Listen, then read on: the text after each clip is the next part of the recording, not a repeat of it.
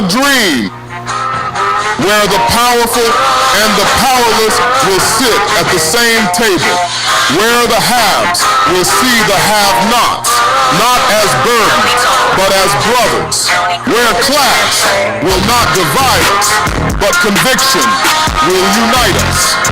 I have a dream that the oligarchs will remember we must all eat, that the brown-faced neo-colonialists will remember who they are and whose they are. I have a dream that fraternities will build beyond internal architecture into a national bond, that the walls of design will give way to the bridges of brotherhood, not a fraternity of symbol, but a brotherhood of substance. I have a dream that we remain focused, that we stay in our conviction and remain fearless, that we double down, fortified, to return this Bahamaland to the foundation. Good afternoon, ladies and gentlemen. Hope guys, everyone is well out there. Continue to be able to jam with me as we're making some things happen. I'm so grateful to be in your company. Always grateful to be with you guys. Make sure you're all over. Listen to me. It's becoming overwhelming now. It's going to be decent. I swear I pressed play yesterday in my mind. In my mind. So all those folks who didn't see us on YouTube or anything like yesterday, please forgive me for the inconsistencies of being able to do that. But there's some checks and balances that need to happen in these particular spaces, so please forgive me for that. Hope you guys are good out there. I hope everything is well out there with you. Please give me a call. The numbers that you can call today, 827-0111. 827-0111. We are all over the place. If you want to be able to give us a call and be a part of what we're doing, we would love that. Give me a call, 827-0111. 827-0111, or you can just hit me up with a text. I can be able to read that for you. That wouldn't be a problem at all. We're all over. We should be able to be on YouTube right now. So make sure you can check me out on YouTube. Hold on. You got to give me 2 seconds. I got to go check and make sure that the volume is correct on YouTube. Let me check from right here. Let me check and make sure that the volume is correct on YouTube, so everyone could be able to hear in that space also. Guys, if you want to be able to, like I said, if you want to be able to be a part of what we're doing, you gotta give me 2 seconds. I gotta go check and make sure that the volume is correct on YouTube. It sounds choppy. I don't know why it don't sound clear the way it's supposed to. Alright? It sounds choppy. I don't know why it don't sound clear like it's supposed to. Hope you guys are good, man. Hope everything is well out there with you and your family. Hope everything is going good for you and you're making some things happen. Give me a call, man. Let's talk about these particular things wherever you are around the country. There's a lot of things. I don't know how to touch the BPL issue. I know that a lot of persons are indifferent with it. I know that there's already been a significant deflection come to the forefront and being able to have that kind of a conversation. I know a lot of those things have happened.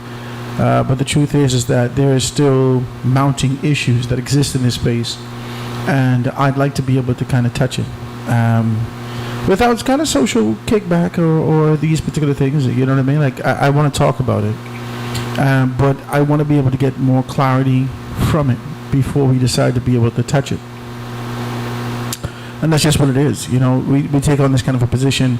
A lot of persons just talk their guts out about these particular matters and they don't know nothing about it. I like to be one that is at least informed before I start running my mouth and being able to say who's at fault and who should have done this and why they didn't do that and all these things like that.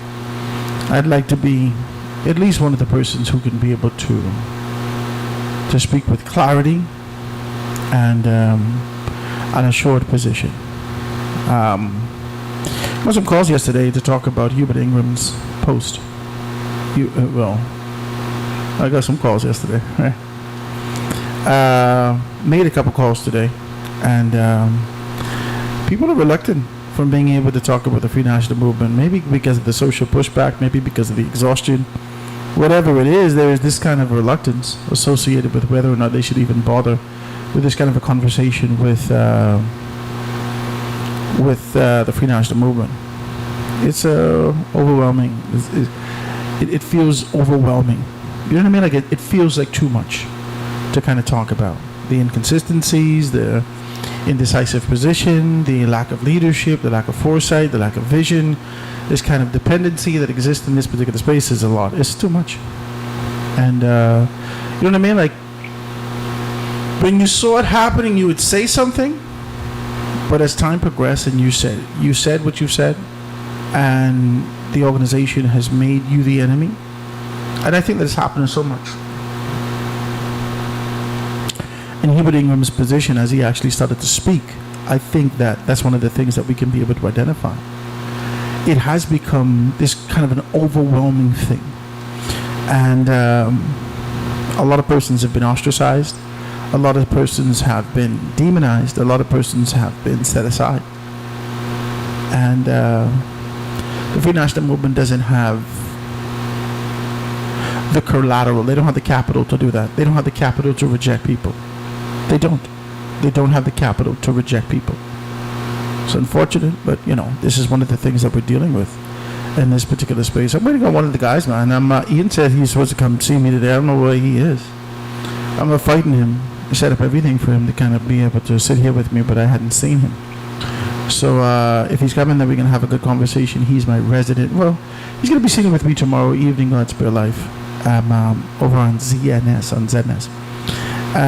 So we're going to be able to have that kind of a conversation. So he and I will be able to do that and kind of dive into that conversation about national growth and development. And I look forward to having that kind of a conversation with him. But as it stands now, I don't know, man. I don't know where to put. I don't know where you put me. I don't know where you put me. I don't know how do we identify this. Where do I strategically place myself? How do I talk about these particular things? What it is? Because these are issues that have never gone away. These are issues that have absolutely never gone away in our society. These are issues that continue to mount in the new age and new wave of Bahamian growth and development and forward-lookingness. These are issues that continue to plague us. This is an albatross. This is a shackle. This is the ball and chain of tribulation that followed us from one generation to another. And we haven't rectified this. As much as we've sent our kids off to school, as much as we've empowered people, showered accolades, provided some, queen's honors, king's honors, so forth and so on, we haven't been able to rectify some issues that, if you look from an external standpoint around the world, this rudiment, this basic stuff, and we haven't been able to deal with it. We haven't been able to deal with it at all. This is basic stuff. I mean, why people don't know basic stuff, and we haven't been able to deal with it. Well, I don't know why. I don't know what the deal is. I don't know. I can tell you, it's too much. It's too much. I mean, we're grateful. We're grateful that we're still here, and I think that this is the beginning and the end of the conversation. We're grateful that we're still here, but we know that we could be able to change. We know that we could do more. We keep traveling back to the same thing. BPM, immigration, FNM, PLP, immigration, BPL, FNM, this is the same thing. It's a cycle that gets us nowhere. The minds aren't getting together.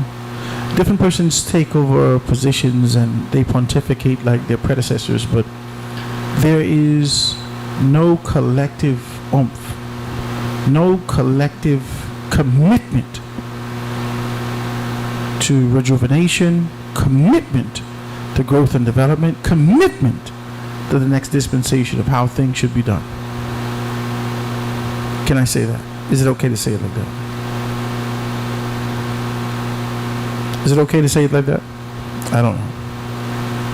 Still commitment, man. I sit down here and I try to figure these things out.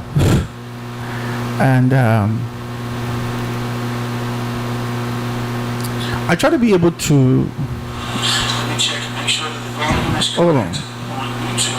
Hold on. So everyone can. I don't like how that sounds. Let me see if I can fix something. Give me 2 seconds. Don't go nowhere. I right here. Guys, make sure you check me out. 89.5 FM, 89.5 FM. You can be able to see me in that area as we continue to be able to do these things. Check me out, 89.5 FM on those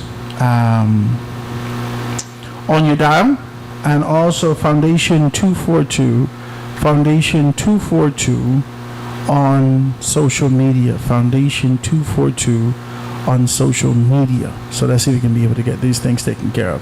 I gotta look for something right now. This can be 2 seconds. Don't fight me. 2 seconds. Let me see if I can give you a commercial and see if I can fix this audio. 2 seconds.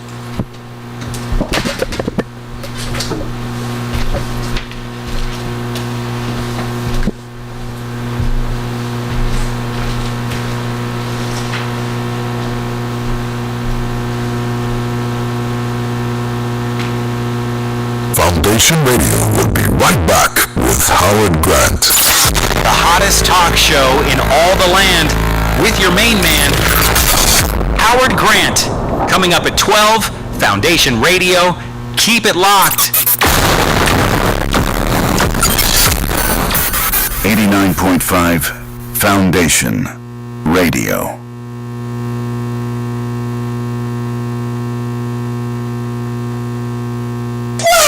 Soft yet firm.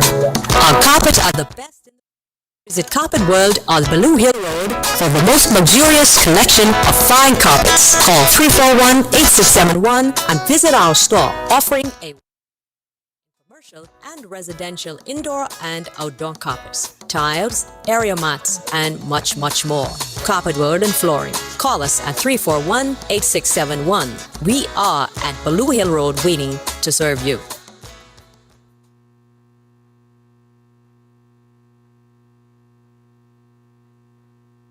The Paint Depot Mega Sale is coming! Save the dates, August 28th and 29th. Enjoy up to 50% off. Tackle that project or bring color life. Visit us at 151 Mount Royal Avenue.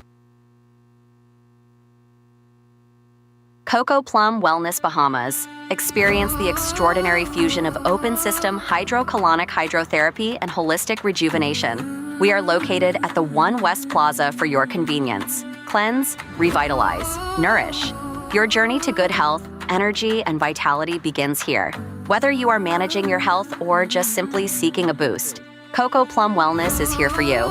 Call 242-818-7586. Your wellness comes first. You're listening to The Foundation with Howard Grant on Foundation Radio and in Grand Bahama on Dove 103.7 FM. Get informed, stay engaged, be empowered.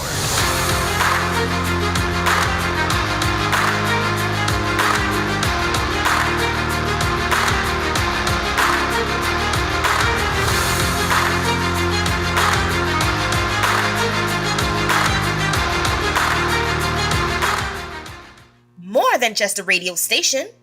Talk, inspire, connect. 89.5 FM Foundation Radio.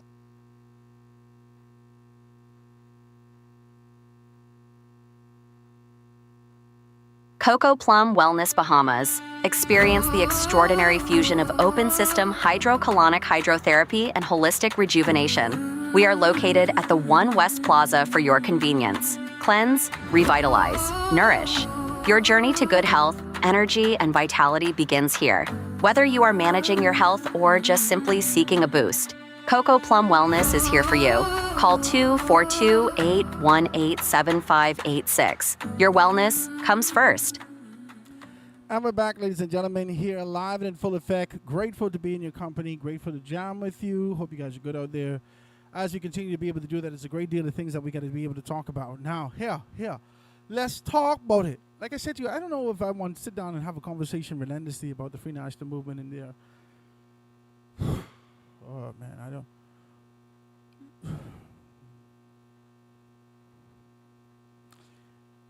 Are they in a paralyzed state? Let me tell you what used to happen to me when I was young. Old people say things like, I used to get high. So I'll tell you this. I used to get high, right, when I was young. I used to go through a great deal. And I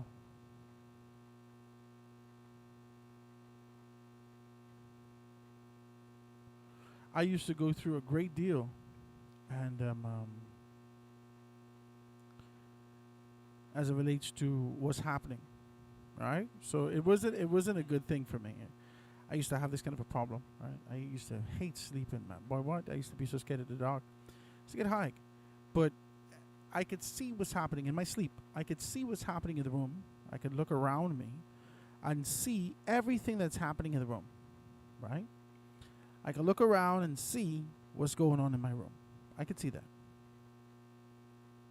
And I could see demons coming in my room from when I was a child, from when I was a little boy. First time this happened to me, I think it was about 4 or 5 years old, from when I was a little boy. I could see these things walking around. I could see it. I could see it in the corner. I could see these things. It freaked me out. I was so scared. I was petrified.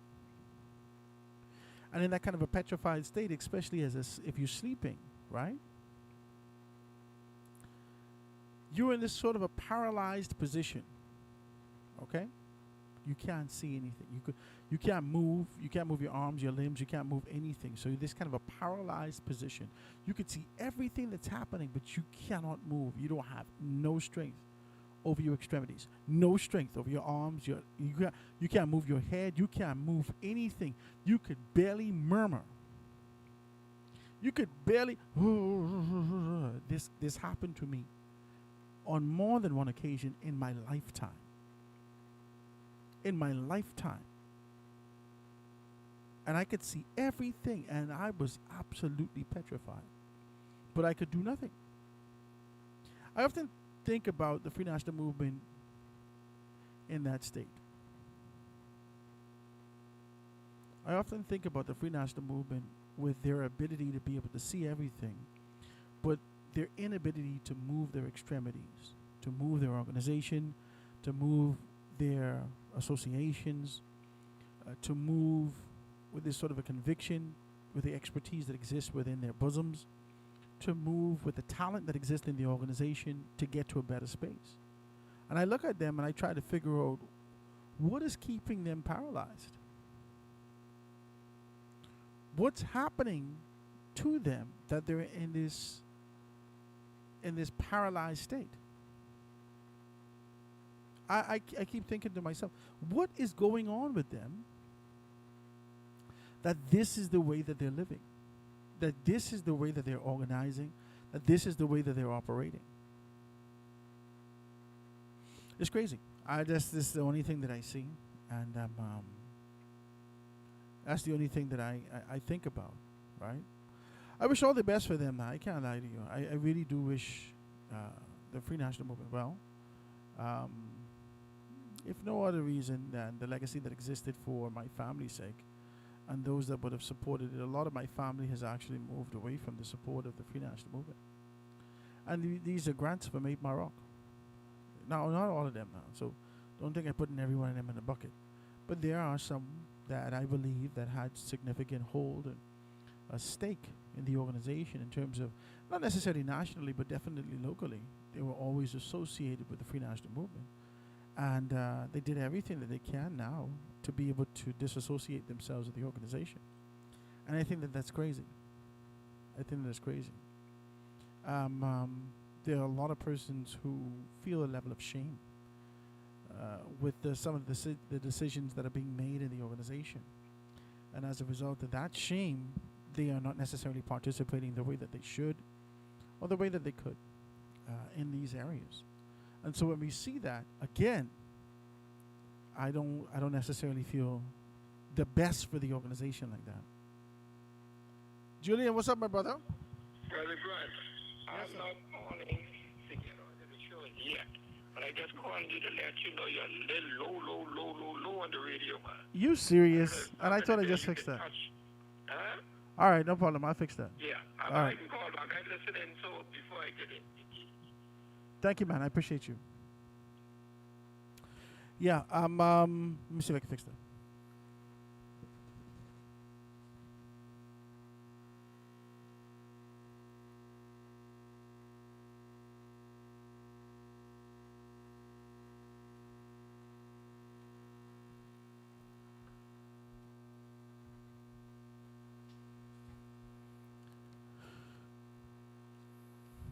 Okay, that should be a little bit better now.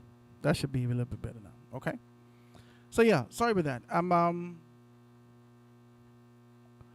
Yeah, I don't know if I'm one of these people that, yeah, I don't know. I don't want to be a Debbie Downer for the organization. I believe that they have the strength to do what it needs in terms of being able to provide.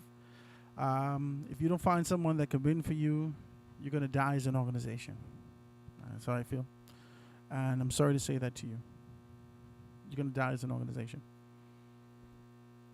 It's not going to be an easy thing to say. It's harder to watch. You know what I mean? If there was ever any loyalty to people, you would never be where you are. You have to understand something, man. You should have been able to learn and take a page out of the book of the Progressive Liberal Party and learn. You really should have been able to do that by now. You haven't done that, but you should have been able to do it by now. The PRP creates subdivisions, gave mama them houses who never thought they would have had houses. They empowered them. They gave their children opportunities. They send their children to school, this and that, all these things. Listen, man. These millionaires that you see around here, only because based upon government contracts, a lot of them, and government opportunities and whatnot, because essentially there is one pen in this country, and that's the Prime Minister's pen. That's it. The Free National Movement likes to be able to give you this sort of an idea of democracy, and but it's lopsided because the oligarchs and those particular persons who continue to fund the party over the years, they take care of them. But what about the small man who supports your party? The foot soldiers, those volunteers, those other persons. You never take care of them. You never do. I don't know. I feel like this is where the imbalance comes in. And you need to be able to do better than that. I'm not going to fight you. You do as you please, right?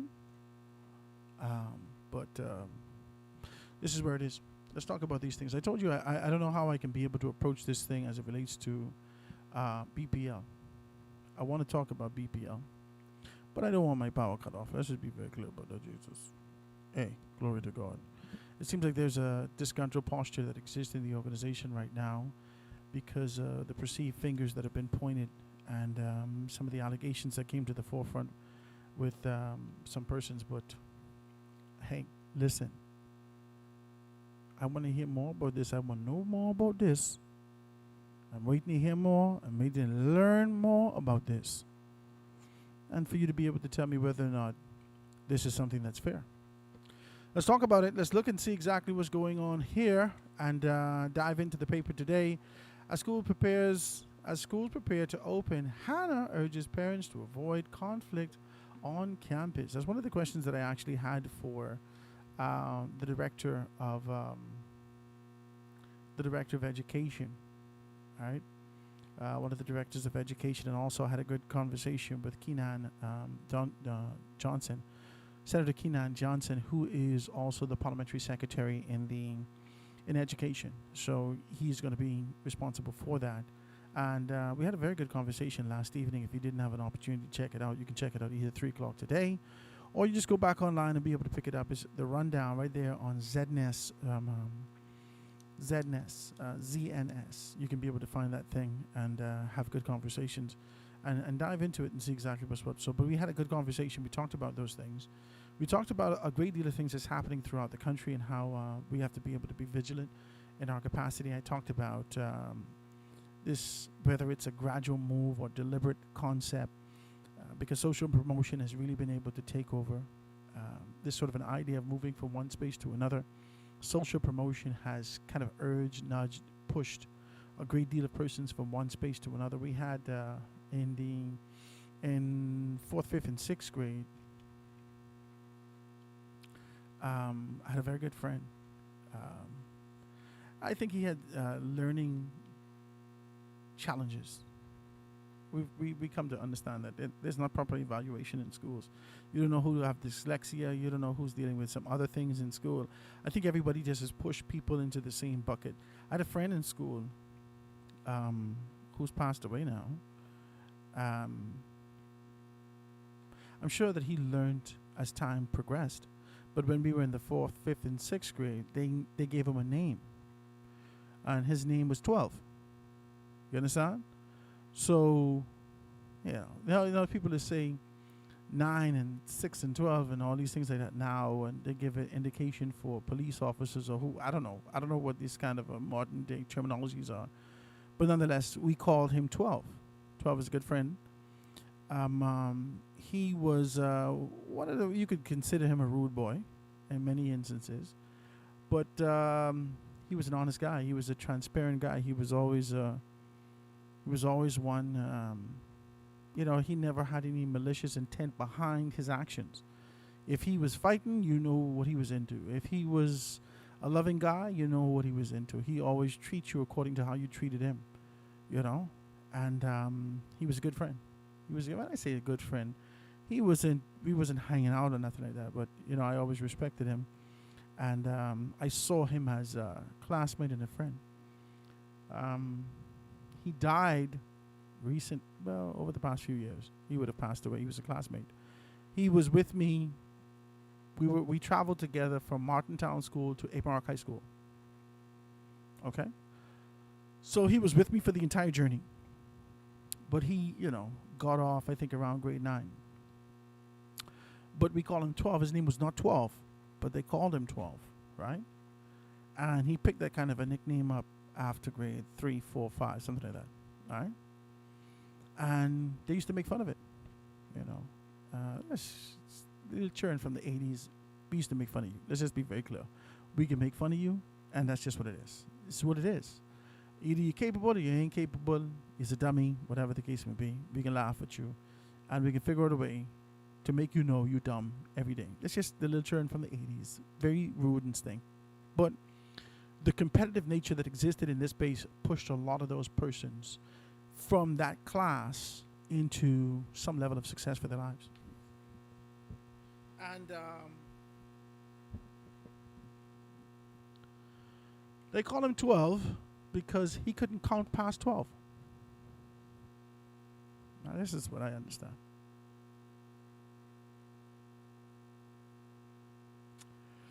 And they would laugh at him. 8, 9, 10, 11, 12. 1, 2, 3, 4, 5. And they call him 12. And I understood. I could call so much names. You have no idea how many names I could call from 8 Mile Rock High School that traveled with me, from Martintown School, that went to Bartlett Hill Primary School, that came to 8 Mile Rock High School, that was unable to read.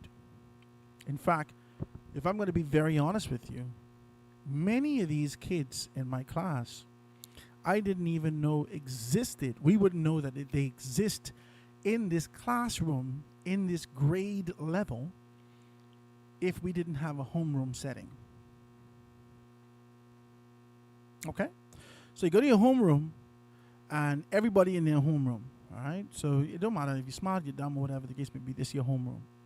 You travel with these students from yay high. You get a homeroom for grade 7.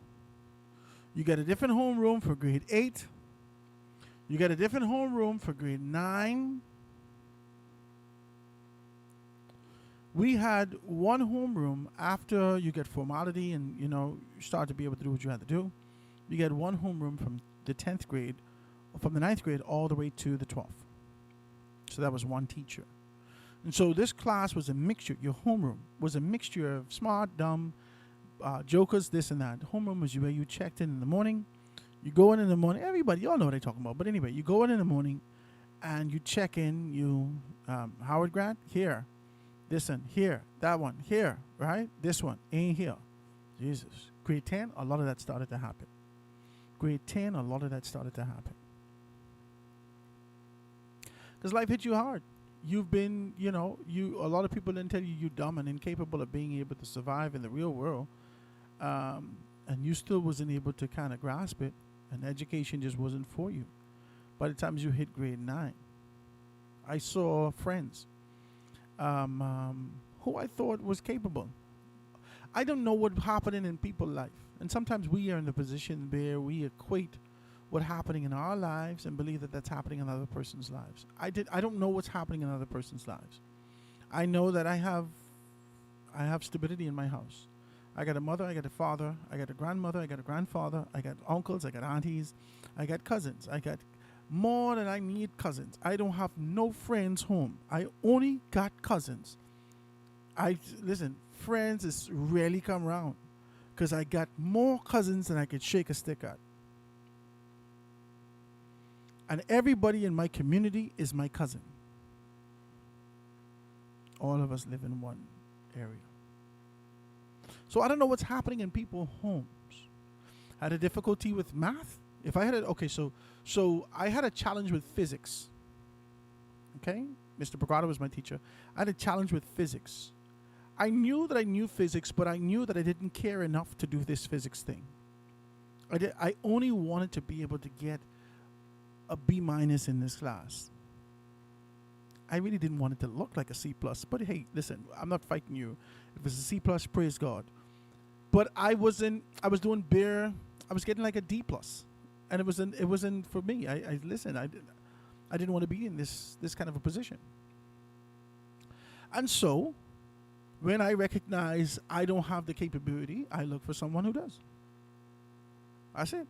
And I had a very good friend who was the head boy in school with me. His name is Kemi Jones. You probably know him. Kemi, what's happening with you? Hope you're as well. And I would go to Kemi. Kemi, I need help with this. Okay, Howard, this is how we do this, and blah, blah, blah, blah, blah, blah. I always tell Kemi, I don't want you to do nothing for me. I want you to show me, so when I don't have you, I could do this, right? And so Kemi always knew that if I ever had a challenge, I would work it out.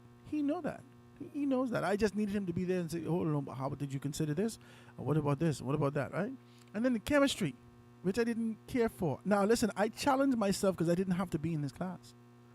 The teachers asked me whether or not I wanted to go and do business or I wanted to go and do commercial arts. But I said no, because I don't think that none of these things can help me in the future. Business, there's too much people in there. It was too much people in there. Everybody wanted to do business. Man, I couldn't go in business class. And so I stayed in academic science. I was a 3-point student. I scrape a 3-point. Scrape a 3-point. 2.996. Scrape a 3-point. I promise you. Because chemistry, to remember the whole periodic table, and I got to go over here and remember quadratic equations, and I got to go over here and remember sine, cosine, and tangent. I got to go over here and be able to understand what this particular particular tangent means. It was a lot. It was a lot, and I still was not sure what I wanted to do when I came out of school. You understand? But I always knew whenever I had a challenge, I knew who was the top dog in that particular set that I could go and ask them, hey, listen, I need some help with this. I never had a problem asking for help. Never had a problem asking for help. I had friends who dropped out of school in grade 9, and I said to them, all you got to do is ask for some help. You're very good at this. Listen, I promise you, I had friends. I had a girl specifically who was one of my best friend's cousin in class with me. And we like her. She was always quiet, like sort of an introvert, right? But we always mess with her. And we like her. She always used to sit at the back of the class. She was just a kind of weirdo, but we used to like go and bother with her because, she didn't want us to bother with her. So we used to go there and bother with her because, she was like a weirdo, right? And she was a good friend. She was always someone who very soft-spoken. She was like, she could fight now. we could see that she could throw down. She could throw them fists. She could fight. But she dropped out of school in grade 9. And I said, call your cousin. That's what I said to my friend. I said, call your cousin. Ask her why she's not in school. Because all she needed is some help in this, and this. She's good. She's smart enough to be able to finish school. Tell your cousin come back to school. Come to find out, she had already been content with this sort of an idea that school ain't for her, and she was already pregnant. She was already pregnant.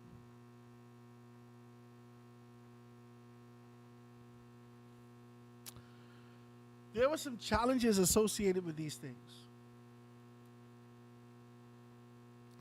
There were some challenges associated with these things. There were some challenges that we had, and we didn't have proper evaluation, or we just know that this one can't read, this one can't spell, this one is the dummy, why this one ain't saying this, and so forth and so on. Now we identify these things in strategic and specific categories and sectors, and see this one is incapable of doing this because of that, this one is incapable of doing this because of that, so forth and so on.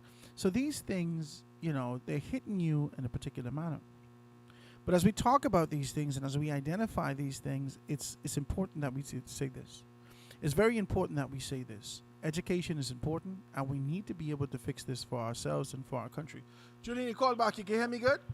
Yeah. You're live now. Something you have to touch in there. You're good now. But listen to me. Engage me for a few minutes. I talk to you for a little while. Firstly, let's start off with August 19th. That would have been the 34th year of their first victory in August 2000. August. You're talking F&M. Hold on, Julian. Let me take a break. Call me right back. I can take a quick break. I got my guest just walk in, so let me take a very quick break. When I take this, introduce the guest, and then yeah. Call me back right after I get after I introduce my guest. Okay. All right. So, guys, we're gonna take a quick break. We're gonna be able to be right back. This is the Foundation. I'm gonna be right back after this.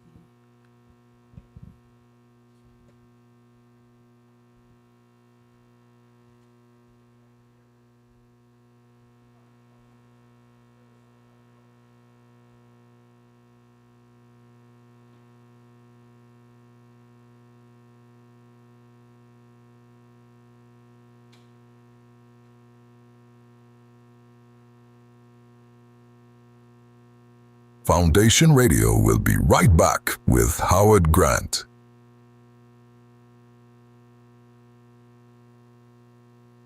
Coco Plum Wellness Bahamas. Experience the extraordinary fusion of open system hydrocolonic hydrotherapy and holistic rejuvenation. We are located at the One West Plaza for your convenience. Cleanse, revitalize, nourish. Your journey to good health, energy, and vitality begins here. Whether you are managing your health or just simply seeking a boost, Coco Plum Wellness is here for you. Call 242-818-7586. The Paint Depot Mega Sale is coming. Save the dates, August 28th and 29th. Comes first. Enjoy up to 50%. The Paint Depot Mega Sale is coming. Save the dates, August 28th and 29th. Enjoy up to 50% off. Tackle that project or bring color life. Visit us at 151 Mount Royal Avenue. Sell All Electric has all your electronic needs. If you don't believe me, pass by and take a look at our vast inventory. We are located in the Marshalls Plaza, Carmichael Road. Our store hours are 9:30 a.m. to 5:30 p.m. Give us a call at 242-361-7265 or email themarshallsgroupltd8@gmail.com. Or you can visit Games and More in the Southwest Plaza, Carmichael Road. Sell all. Come on in and take a look. You're listening to The Foundation with Howard Grant on Foundation Radio and in Grand Bahama on Dove 103.7 FM. Get informed, stay engaged, be empowered.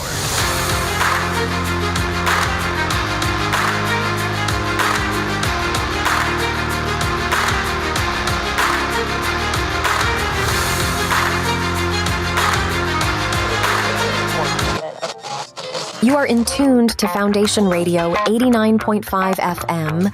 Great talk, great music, and a great staff. Reach your customers in style by advertising with us. We have a great platform and great quality reaching the island of Nassau. Call us at 242-827-0111. Foundation Radio. Advertising made easy. Sell All Electric has all your electronic needs. If you don't believe me, pass by and take a look at our vast inventory. We are located in the Marshalls Plaza, Carmichael Road. Our store hours are 9:30 a.m. to 5:30 p.m. Give us a call at 242-361-7265 or email themarshallsgroupltd8@gmail.com. Or you can visit Games and More in the Southwest Plaza, Carmichael Road. Sell all. Come on in and take a look. And we're back, ladies and gentlemen. We're here right now jamming with you. Joining me in the studio today is none other than Ian Munnings, who is my resident political analyst, just being able to talk about a great deal of things that's happening from a national perspective. Ian, say good afternoon to the people out there. Cousin, good afternoon, Bahamas. It's always a pleasure to be here, Howard. It's always a pleasure to have you, my brother. I know we can be jamming tomorrow night. A lot of things have been happening, Ian. Conversations are going to be very hard. A lot of things have been happening. And like I said, I'm indifferent with being able to talk about BPL because I feel like it is one of the issues that is focus, but it's like a legacy issue. It's an issue that continues to be able to find itself back to the forefront. A lot of persons are not necessarily. We see one administration after another being able to deal with this and manage the issue. This Prime Minister has indicated that he's not here to manage this issue, and we're going to be able to rectify that. And so everyone's waiting with bated breath. As we prepare ourselves for school, most recently I had a conversation last evening with Senator the Honorable Keenan Johnson, who's also PALSEC in education, and being able to talk about those things. So that was an excellent conversation. He and the director had very good conversations with me last evening on the rundown. But I was just talking about proper evaluation and being able to identify some of the issues that exist in here. Tonight, I'm going to be talking with Eric Fox on the rundown. And Eric Fox is going to be talking to us about crime, youth crime, and just some of these weird stuff. I've been trying to get Bishop Hanchel and Dr. Carlos Reed also to be able to join in conversations with me, so we can have that sort of a collective approach to being able to do this. I also called Candy, who told me that she's unavailable to have this conversation. But there's a lot of murders and a lot of things happening, and I think that it has to do with mental health.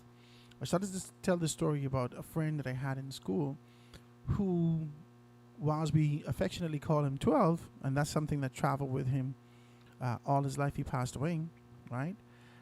12 was in this particular position simply because when we was in grade 3, 4, 5, something like that, he was unable to count past 12. And so it was hilarious to us, little children. Well, you can't count past 12, well, we got to call you 12, right? So, this is something that traveled with him his whole life. But there's so many people who are grappling in one space or another with education, in one space or another. How do they do this? In one space or another, I had so much friends drop out of school in the 9th grade. You would not believe it. The 9th grade is a time when the children realize, okay, I'm maturing in my body. I'm maturing out here.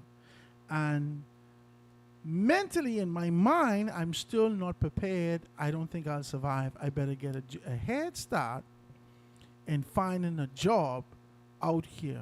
And I think that that's what you've been able to see. Now, whether that was in government school or in private school, a lot of persons found themselves in this kind of position where if you couldn't cut the bait, if you couldn't cut the fat, by the 9th grade, you was out. What has been your experience over the years? There are a lot of compounding issues that we're currently seeing within the country. We could talk about problems all day. The reality is that the country needs to focus itself and find people who can solve the problems. This is the real reality. There are a lot of individual youth and so forth within these communities that are suffering from various different traumas. They're suffering from traumas where fathers are incarcerated at a very young age. Fathers and mothers preferably may have been murdered in some instances. We have situations where just the daily life or the day-to-day trying to survive just for basic food every day it becomes a serious portion or part of our communities. This is something that we must be able to look at even bigger than a social service particular perspective. We must be able to look, because we once was in the communities our brothers and sisters keepers. We were. Where if Miss Sue Ellen would have cooked, she lived maybe 3-4 doors down, and 4, 5, 6, 7 children, if their parents was to work, she fed everybody. It wasn't a matter of feeding you and talking about it after and feed you. It was a matter of they saw a need and they covered that particular thing at the time. And we went far away from that today, where today we are experiencing murders that are happening as if somebody was going to fast food and ordering a food. The country hasn't stopped. We haven't reset. There was no national address to these particular things happening and these areas that are happening. And this leave a long-lasting trauma on the individuals that are affected. Some people look at it as saying vigilante law. They're looking at some things that are taking place and saying that what they will prospectively do if this occurs with them. There is a lot of fingers to be pointing. But I think that we need real comprehensive plans and real solutions to these But problems. don't you think we had some plans? We have some comprehensive plans. We've been having plans for a long time. Execution. This is the problem, execution. And I don't want to say that in no wrong way, because a lot of people, there are some people in some frames that should be executed, you know, kind of way. And so we're still depending on those 12 old men from the Privy Council to decide a independent body of persons and country that is self-governed, who are running their own country. And being dictated to when we are experiencing what is happening. Is it that the top archies in our country are not experiencing these things, and they're riding from the western district of the island to the eastern district, and they are in these gated communities and the private schools, and whatever is happening within the inner city is not affecting them enough for them to say, hey, the legislation has been put in place. The enforcement needs to take place now. Now, one of the things that we've continued to be able to grapple with is this enforcement concept. I had an opportunity to be able to talk to former Prime Minister this morning, and I reached out to him. I wanted him to come and sit with me. He said that he's celebrating his wife's birthday, so happy birthday. She's celebrating her birthday today. So that's a wonderful thing. Former Prime Minister Menace, right? So Ms. Menace, she's definitely being able to celebrate her birthday today. Happy birthday to her. Happy birthday, Mrs. Right? Menace. But one of the things he says, how would I then talk about this? I said, Minister, let's go sit down and talk about death penalty. He said, death penalty? He said, I read the papers this morning. I said, no, let's sit down and talk about death penalty, about this. He said, I know in the past that you weren't necessarily against the death penalty. You were a proponent of being able to see that. And then he says to me, he says, well, you know, Howard, I said what I said in the past. He said, we don't need no more laws. We have enough laws in the book. You can't go in Parliament to create another law. Without with our president being enforced. You don't even have the finances in place to be able to back that, to ensure that you could carry this out properly. You don't even have the budget set aside to ensure that this law is, you could be able to see this come to fruition and being able to get these things happen. So I said, well, it's true. So, you know, hopefully we could be able to have a sort of a healthy conversation with him going forward and being able to do that. But the truth is that I agree with you. I agree with the fact that we need to be able to, execution is one of the, and guess what? I'm also a proponent for execution, capital punishment. I'm a proponent for that. I believe that, let me put this over here.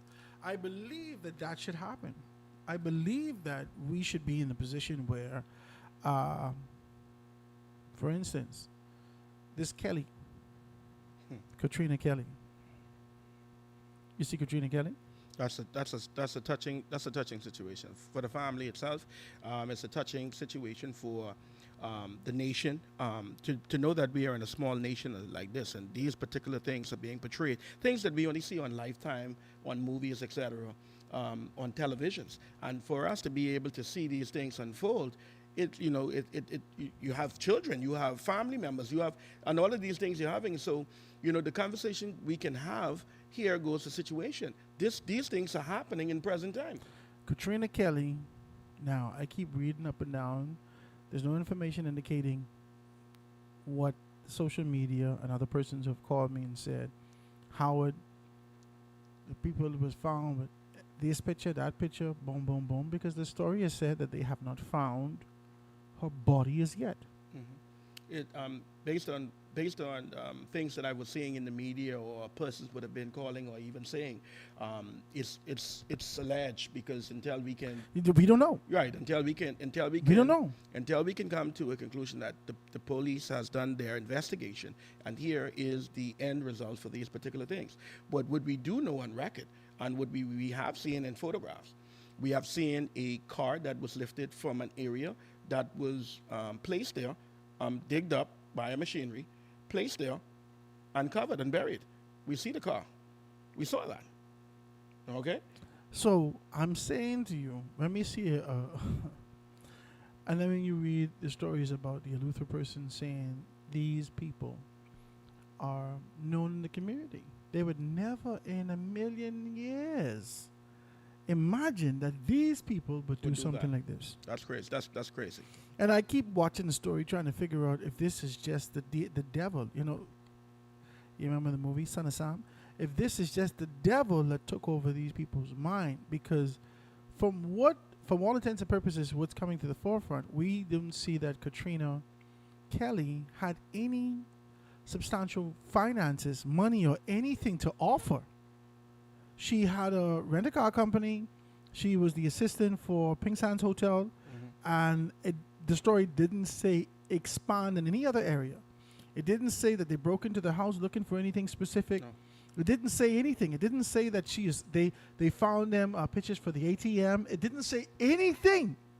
What was coming out of Eleuthera allegedly was the fact that she had a rental company and that she would have sold this car. These people stupid, and that she would have sold this car to the individual. He didn't pay her the money up front, and so he was supposedly she was owed this money from this individual, and rather than actually paying for the car that she has given him, I guess this is what take place. So he paid with his life.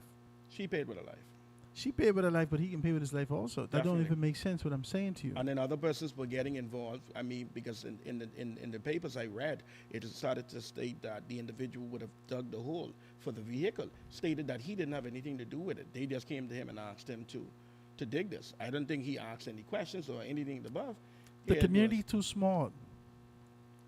Why you bring a Baco around here? Oh, Lord. That's the truth. It's hard. And that family been experiencing some situations. I think her brother was involved in a fatal stabbing. Where a year before. And then the cousin. Over at Blue Ice, right here on Blue Hill, Blue Hill Road. And I think the cousin. Right, the club right there. I think the cousin would have expired to a car crash on East Bay. Ooh. I mean, there was a slew of situations that were occurring for the family. So my heart goes out to that family. We need to start to be able to get on a position that we could talk with clarity and say, hey, listen, it's time for us to stretch these people far and wide and crucify them. The reality is this, Howard. We could dance around the situation and we could have our own opinions of a lot of different things. We are in a small island.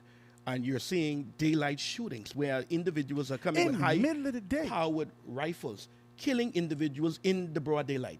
Here goes the scenario. You're killing women, you're killing children, you don't have no remorse to whom you kill and where you kill. So my reality is this.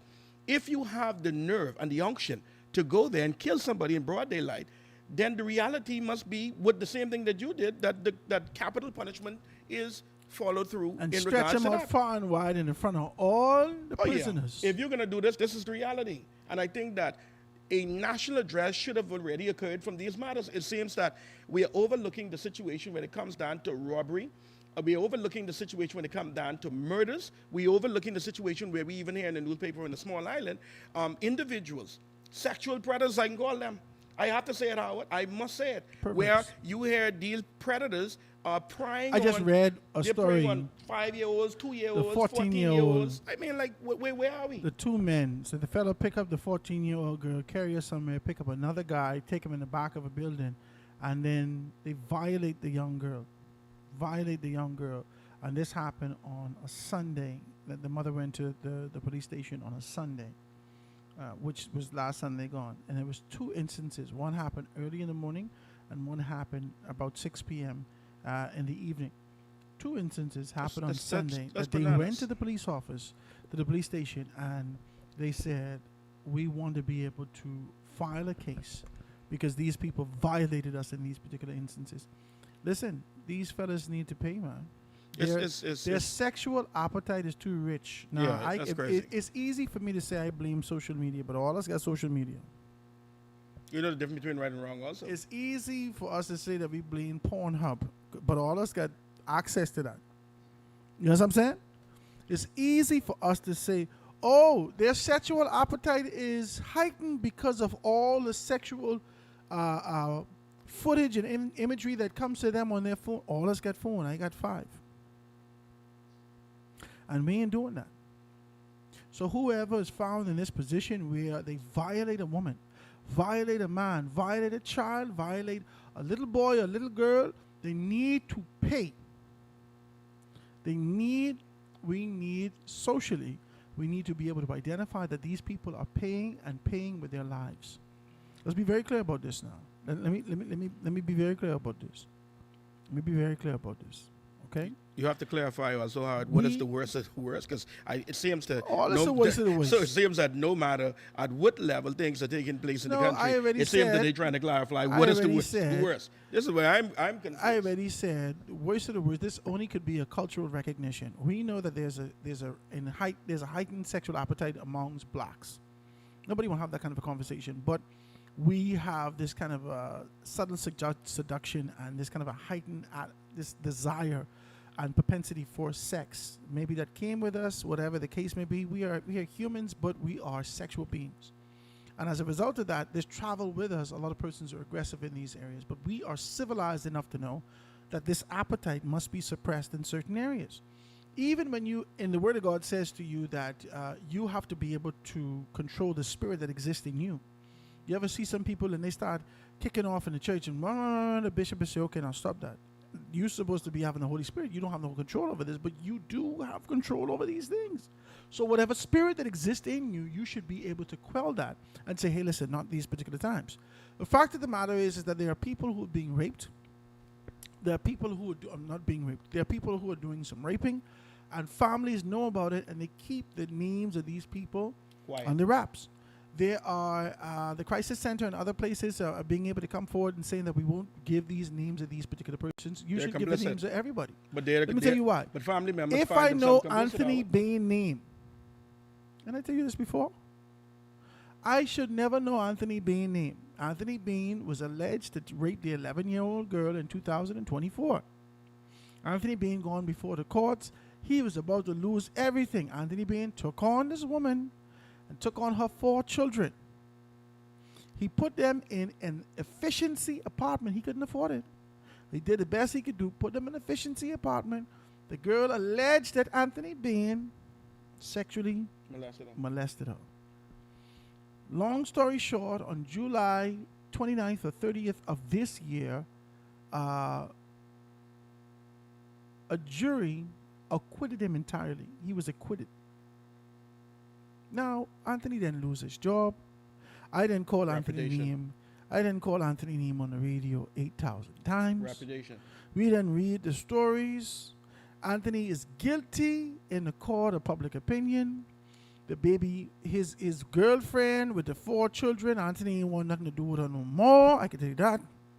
Was anything released in regards to Anthony's releasal and saying that he is not guilty? Only the story would actually indicate that he was acquitted. That's what the story says. The story indicates that he was acquitted. There was no public apology or nothing like that. The story says he's acquitted. You understand? He went through trial. He went through the whole thing. Anthony Bain. But when circumstances of those nature occurs and somebody is accused, because anybody can be accused, and you go before the courts, and whether they have insufficient evidence or for whatever reason you are acquitted, what deliverance comes from that in regards to your character has already been defamed. You've already now walked through the valley, and they have already You got to keep walking through the valley. They publicly crucified you. You didn't dare. That's my point. So how do you face these individuals when they even find that you haven't done what they said that you did? See right here. See the story right here. This was in the Tribune on July 29, 2026. 50-year-old man broke down in tears yesterday after the jury unanimously acquitted him of sexual assaulting his girlfriend's 11-year-old daughter in 2024. Anthony Bean bent over and cried in the prisoner's dock after the 9-member jury returned a not guilty verdict on the charge of unlawful sexual intercourse following less than an hour of deliberation. Still choking back tears, Bean thanked Justice Janine Weish Gomez after she told him that he was free to go. Was he ever incarcerated at the time of his? He was free to go. That means he was locked up. Oh, Lord. He was locked up. He was free to go. He was locked up. And you go to jail, get locked up for these particular things. Now everybody in jail looking at you funny, and we don't know what kind of prisoner vigilante posture that they may have. You understand what I'm saying? Prosecutors allege that Bain had sexual intercourse with the complainant while they were alone at home in Williams Lane sometime between August 1st and August 25th, 2024.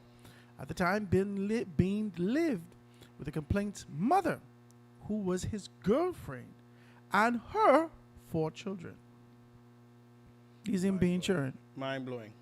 Is in being children. No being taken care of. It says during the trial, the complainant testified that Bain removed her clothes, the little girl, removed her clothes near the bed before they both laid naked. After taking care of to compose herself, she alleged that he then had, and she say this word, intercourse. This is what she say, intercourse with her. I didn't know what it was intercourse until I get 30. I didn't have children. Using words that we use. These are scientific words, and you could be able to hear them outside of the cultural norms that exist in these particular spaces. I'm simply saying to you, after people are identified for these things, after you allege that Anthony Bain is a rapist, you ain't never put him in no book, you know. You never identify him as a rapist, but you already didn't put him on the court of public opinion. And when you put him out here, now, come hell or high water, he's already identified in one light or another. This is too much. This is what I'm trying to say to you. And there are people right now, whenever the 14-year-old girl go missing, the 15-year-old girl go missing, they pop up on our phone whilst everyone phone going off in church at the same time. Everybody phone going off. The little 15-year-old girl got missing. Whilst we praising Jesus Christ, and we look at our phone, and half the church saying, because they dismiss it, because they figure this little 14-year-old girl looking for man based upon the culture of our society, but anytime she is found, nobody get into jail. Who messing with the little 14-year-old girl? Who had the little 14-year-old girl for 3 days? Where she been? Where the hell the little 14-year-old girl been for 3 days? Who house is going to be in? And no adult is going to call anybody of authority to even say, why is she here? Why you ain't put no man in the front of the thing? Why you ain't put nobody in the front of the courts and say, this person is boom boom? This the person where Shaquita was. This where Shaquita was. Yeah. Whether you're living with a mother or a father, somebody have to ask the question, why is she here? Let us call somebody where she living. No, you all need to figure out who are the people who she live with. You got to send people to jail, man, and you have to be able to be proper and balanced in our society. You can't be lopsided in our society. Howard, in my house raising up, my mommy want to know where you come home with them tennis. Who buy them tennis for you? I buy them for you. Where you get them from? There's a level of pride that we had when we was young. My grandma used to say, baby, you don't need nothing from nobody, eh? You ain't got to take nothing from nobody. If you ain't got it, come home and ask. Do without. And we'll get it. You'll figure out a way we'll get it whenever in time. But you ain't got to beg nobody, and you ain't got to thief from nobody, baby. I know that from when I was a child.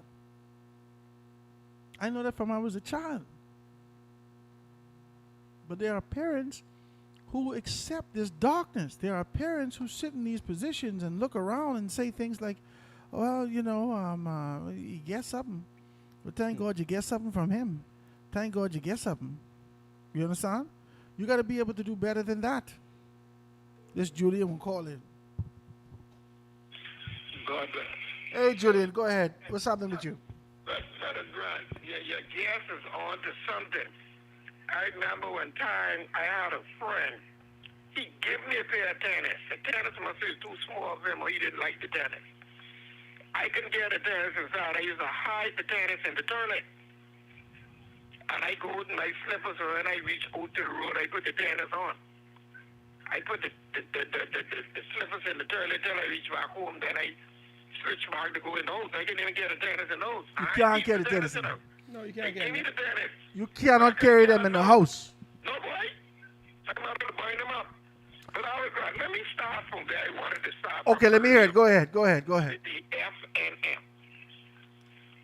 The FNM is a disarray. The FNM, you used to shoot, you and your guests, y'all used to shoot marble. If you take a handful of marble and put it in the kitty, all of them one place. If you take another handful of marble and just hold it up in there and just rest it on the ground, just open your hand. It roll all over the place. That's how the FNM is, all over the place. They can say what they want to say about Mr. Brave Davis and the PFE. The Brave Davis and the PFE. Some of the marble and the kitty on top of one another, you know. But all of them in the kitty, all of them in the same place. You know it is. Wow. Mr. Ingram. And every time they use Mr. Ingram, he damaged them. And I can't see how they can't see that. In the by-election in West and Bimini, he damaged them. In the by-election here in Golden Arch, he damaged them. He damaged them in the general election. He come right back on the 34th anniversary, damaged them again. You know, for Mr. Pintard to be sitting in a room with Dr. Dwayne Sands and Dr. Andrew Rollins, the host, to be leader, and people like Canada and say they have to go out. This is exact words. Y'all have to go out and find a leader. That all of them sitting in the same room. But what you want him to say? None of them could win. So if I was Mr. Bendard, before I get up from there, I could tell the Secretary General, whoever, get me one pen, one paper, and one pen, let me write something. No. And I would resign from leader right there. Stop it, because the truth of the matter. No, but stop it. That's what you would do. If Pintard had that kind of a pride about himself, politically and otherwise, he would have left when he lost. Hello? Yeah, you could hear me? You could hear me? Yeah, I can hear you now, Grant. Okay, so if Pintard had that level of pride about himself, he would have left when he lost the second by-election. The first one could have been a fluke. But when he lost the second by-election, he could have left. The party could have said to him, no, Pintard, hold on. We can't leave now. You can cause the party be in disarray. Let's see this through to the general election. After he lost at the general election, he should have left. He didn't leave at no point. He don't have that kind of concern what you have. But Grant, then you play softball or baseball, 3 strikes and you automatically out. No, he but can be 3 times, he automatically supposed to be out. The umpires tell you out. The umpire is the MCMs in this point. The umpire is the executive board. The umpire is the body. And no one tell him you out.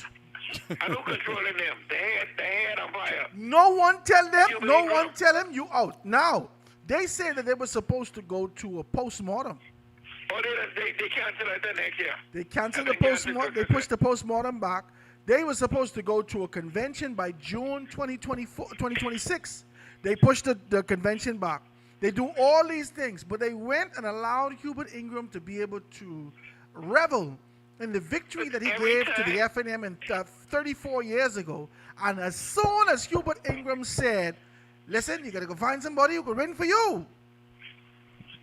The next day I wake up on the phone, I see all, did you see it? I saw it. Okay. The next day I wake up on the phone, it said that the FNM Council and other persons have gone to Pintard and indicated that he has to go. I said, but Jesus, you mean to tell me only Hubert Ingram could tell you all what you need to do in your organization? I don't. I used this word yesterday on another show, and the person, the host of the show said that's a kind of strong word. But ain't nobody could change my mind from this. The FNM has Hubert Ingram as a savior for them. No, let's fix that. The FNM has Hubert Ingram as a god. That's what you want to hear. But As you a God. But Howard, you told them this was going to happen. You said it before it happened. As a God, I tell them 3 years ago, Michael Pintard cannot win for you. I told them 3 years ago, Dwayne Sands doesn't have what it takes. I told them 3 years ago, they are going to sabotage Shannon Cartwright. Everything I said come to pass. My God, I feel prophetic. But my thing on yesterday, you go on someplace where I didn't want to go, but I can go there anyhow. They send the number 2 man for the FNM in Bamboo Town in 2021. How the hell he get number 2? You can't count it. It's leader, deputy. Is leader, deputy leader, chairman. Is the leader in Redmond West. Don't worry about the deputy man from Carmichael. Don't worry about him. He was rest there. He wasn't even put there. He was rest there. Wells was the deputy leader of the FNM. She beat Wells. What are you talking about? Beat the number 3 man in Pintard camp. That woman is a powerful woman, you know. What are you talking about? I am saying she beat Wells. Nobody thought she could have beat Wells. She came back, beat Dwayne Sands. Nobody thought she could have beat Dr. Dwayne Sands. She took out 2 of the biggest giants in the FNM. Then people thought the FNM was going to win. But now let me get on the school situation now. This school thing you talk about, a lot of your friends drop out of school in grade 9. That's because the school system is not structured the way I think it should. You've been in Jamaica before. I never been to Jamaica. Okay, but they have the schools in Jamaica. When you finish primary school, when you go into grade 7, they don't know if you book smart or you smart with your hand. You're not going to graduate and go to grade 12 in Jamaica without education or without a trade. You either going to be a carpenter, you either going to be a mason, you either going to be a mechanic, you can be something. Julian, that is done because they have an early assessment. You come to a day school like that. They have an early assessment, Julian, that they normally do. I think the assessment starts at grade 7 level. So they have the technical. They have the technical school. In your head or you in your hand. Yeah, they have the technical school portions of it, and then they have. But it's guaranteed that you're gonna do something. That's what we need here. I could close on this illustration. I had a friend. That's right. I saw Joe. Everybody knows him. That boy. I don't care how much money on that check. He ain't taking that check. You got to give him cash money. No money. But he all right. And he can take an engine or any car in Nassau and put it into the next car and it'll work. He's good with his hands. He was one of those who stopped school in must be grade 8 or grade 9. And his daddy was a chief mechanic on Sojo, and he stuck right along his granddaddy. And now nobody can beat that. But people has come from all over Nassau looking for this young man to fix their cars. He's good. Wow. I never even asked him to spell car.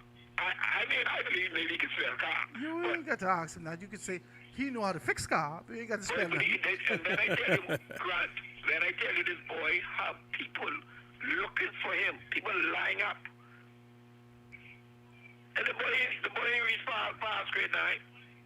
I can believe you. You know, but he knows what he just know what he gonna do. I can believe you. He stuck with his granddaddy, and I tell this boy, so I'm telling you, I can take you in the building.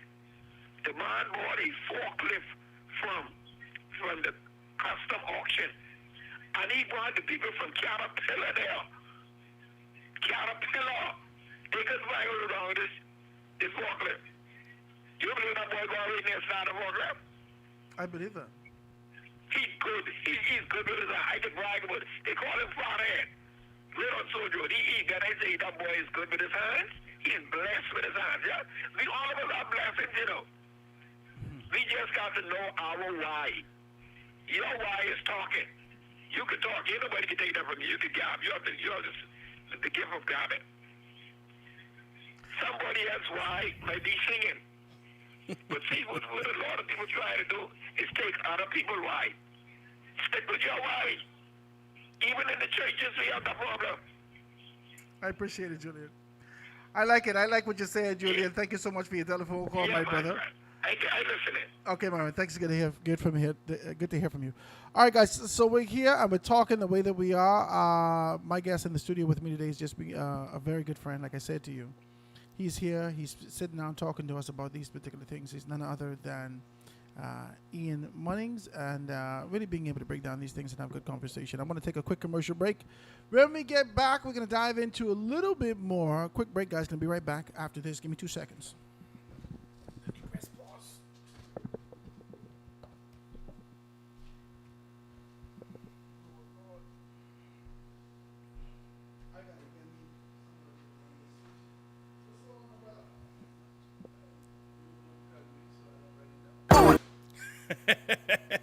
Coco Plum Wellness Bahamas. Experience the extraordinary fusion of open system hydrocolonic hydrotherapy and holistic rejuvenation. We are located at the One West Plaza for your convenience. Cleanse, revitalize, nourish. Your journey to good health, energy, and vitality begins here. Whether you are managing your health or just simply seeking a boost, Coco Plum Wellness is here for you. Call 242-818-7586. Your wellness comes first.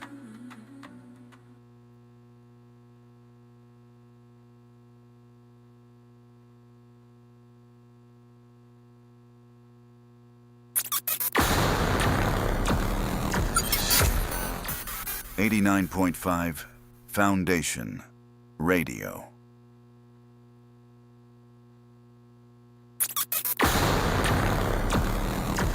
Foundation Radio will be right back with Howard Grant. The Paint Depot Mega Sale is coming! Save the dates, August 28th and 29th. Enjoy up to 50% off. Tackle that project or bring color life. Visit us at 151 Mount Royal Avenue.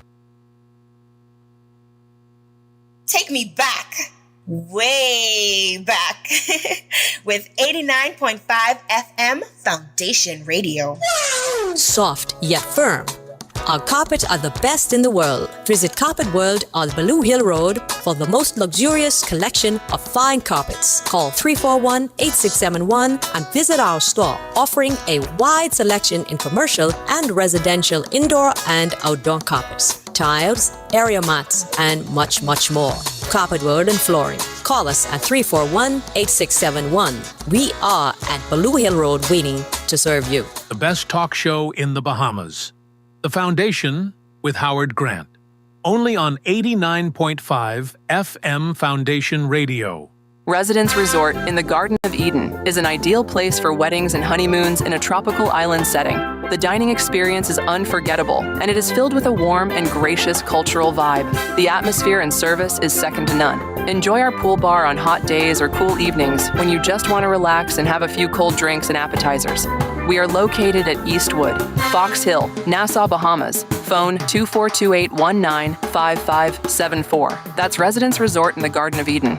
Come stay with us.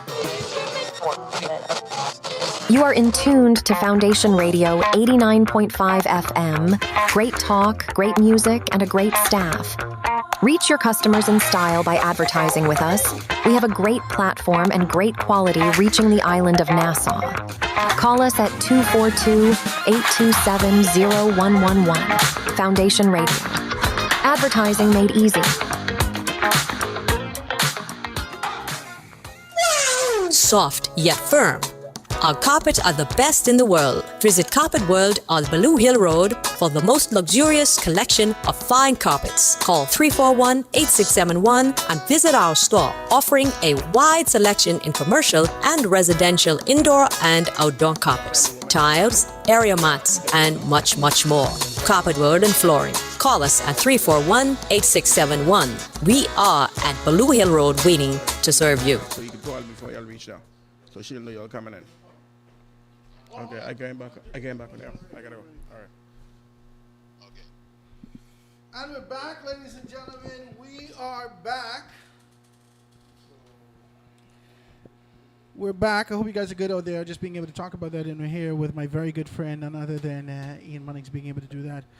And he's really doing it well. Ian, man, let's talk about these things. Let's talk about what's happening nationally. There's a lot of things happening nationally. I see a lot of money. I'll bring up a conversation that I've been trying to avoid. Every time I start to talk about the Free National Movement, I give off a sigh, right? I take it in a deep breath, and then I give off like this, you know what I mean? Like this kind of a disappointing sigh. Not that I believe that the organization has come to a complete stop. It's just that I don't know why the talent that exists in the organization is waiting for the former leadership to be able to say that this is, okay, now go. To give an approval. But this is how the hierarchies work. This is the frame of work that we have seen in previous years. This is the practice. That's not happened with the PLP, though. But it's been a practice in the FNM. One of the things that we know in the PLP, and that we would have seen over the years, they say one leader, but you don't hear them say at a time. You understand? You hear them say one leader. They scream it, one leader, one leader, one leader. But the truth of the matter is that it's one leader at a time. But it can only be one leader at a time. When they give homage, that's not happening in the unless you find you'll have mutiny. In the Free National Movement, it has always been more than one leader. And when they would have identified that one leader at a time concept in there, the fact is that, and you would have seen that, the fact is that they continue to be able to have this kind of a pushback and find themselves in this position. Hubert Ingram has always played himself in the position where that no matter what you have, they kind of funnel decisions through him.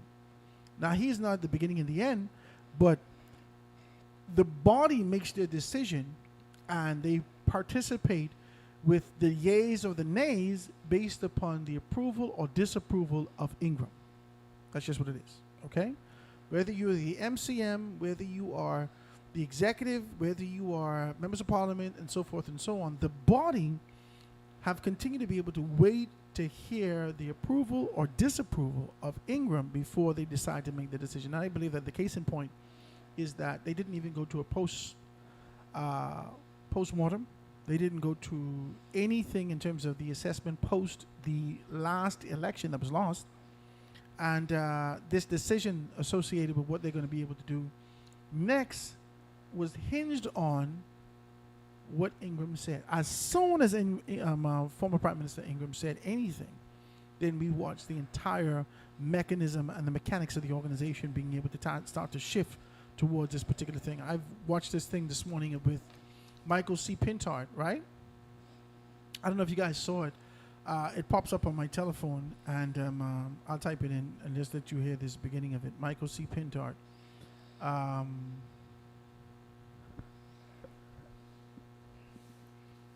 He put some stuff up this morning, and I thought it was peculiar and the timing was just unique for him to be able to do that.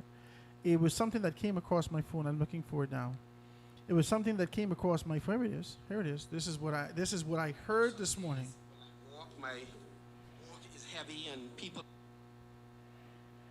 I know some days when I walk, my walk is heavy, and people interpret it in all kinds of ways. I'm not good with a head bowed, but I do know in this moment it is important to bow it before God, to ask for His guidance, for His protection, for wisdom. I ask you, FNMs, to keep the faith. Let us develop more patience with each other, to trust a process that sometimes we do not understand, to be resilient. My wife, Burleys, who's here with me today, we've lived through some storms, natural and some Pintard-made. But we have survived. The Free National Movement, like the Bahamian people, will continue to survive. We still need good governance. Let's keep the faith. We still need transparency, so let's keep the faith. And we ought to preach the good news that God is not finished with us yet. And so let me start with me. I know He's not finished with me. And I know He's not finished with you.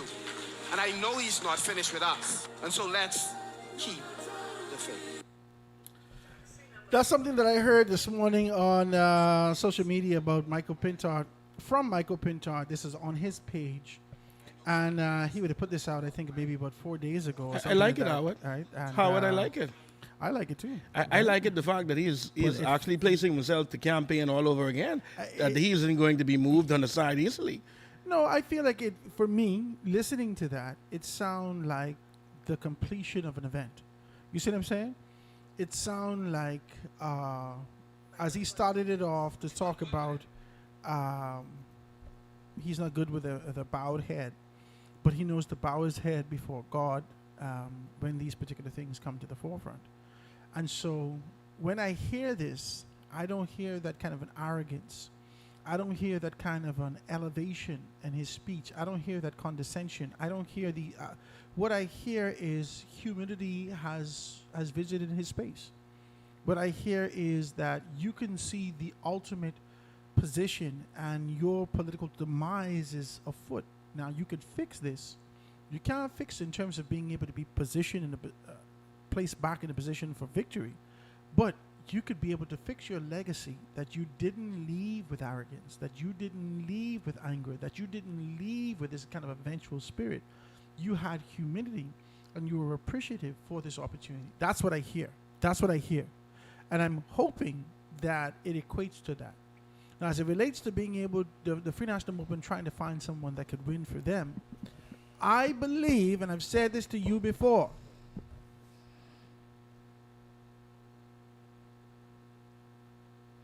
I believe that the Free National Movement will do the exact same thing that they would have done in late 87, early 90s, and look at the Progressive Liberal Party. For the leaders that existed, they have a plethora of potentials in the organization that can move towards leadership in this country. And I believe that they don't want to hear this. They didn't want to hear it in the 90s either. They didn't want to hear it. They were content and kind of comfortable with the fact that Hubert Ingram was the person, because Hubert Ingram was not necessarily an official PLP. He was already excommunicated from the PLP. He was expelled from the PLP. He couldn't go back to the PLP at this juncture. And so I believe, humbly, quietly, with great deal of observation, I identify these things and I say to you that I believe that the Free National Movement is going to have to look back at the talent that exists within the tent of the PLP to absorb one of those persons, because guess what? We already know there's only room for one leader in the PLP. And after the Prime Minister decides to be able to step down, whoever he throw his arm around, that's it. Talk to me. How are we talking? That has been the practice within the PLP. That has been the PLP's movement. Whoever the Prime Minister whoever he threw his arm around that'll be this a man, the man, or that'll be a woman. The whole party game at that. Now, we already in the party. Now, this can be hard. You only want to hear this because it's too early in the term to have this kind of a conversation. Bernice, I see you. Give me 2 seconds. I come to you right now. I can call you, Bernice. Give me 2 seconds. I can call you right now. Right? You don't want to hear this. Nobody want to hear this. This is too hard to hear now. Howard, stop. Sebastian. Chester Cooper.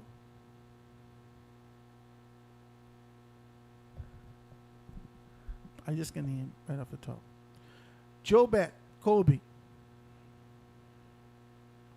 Pierre Gloverot. Michael Halkitis.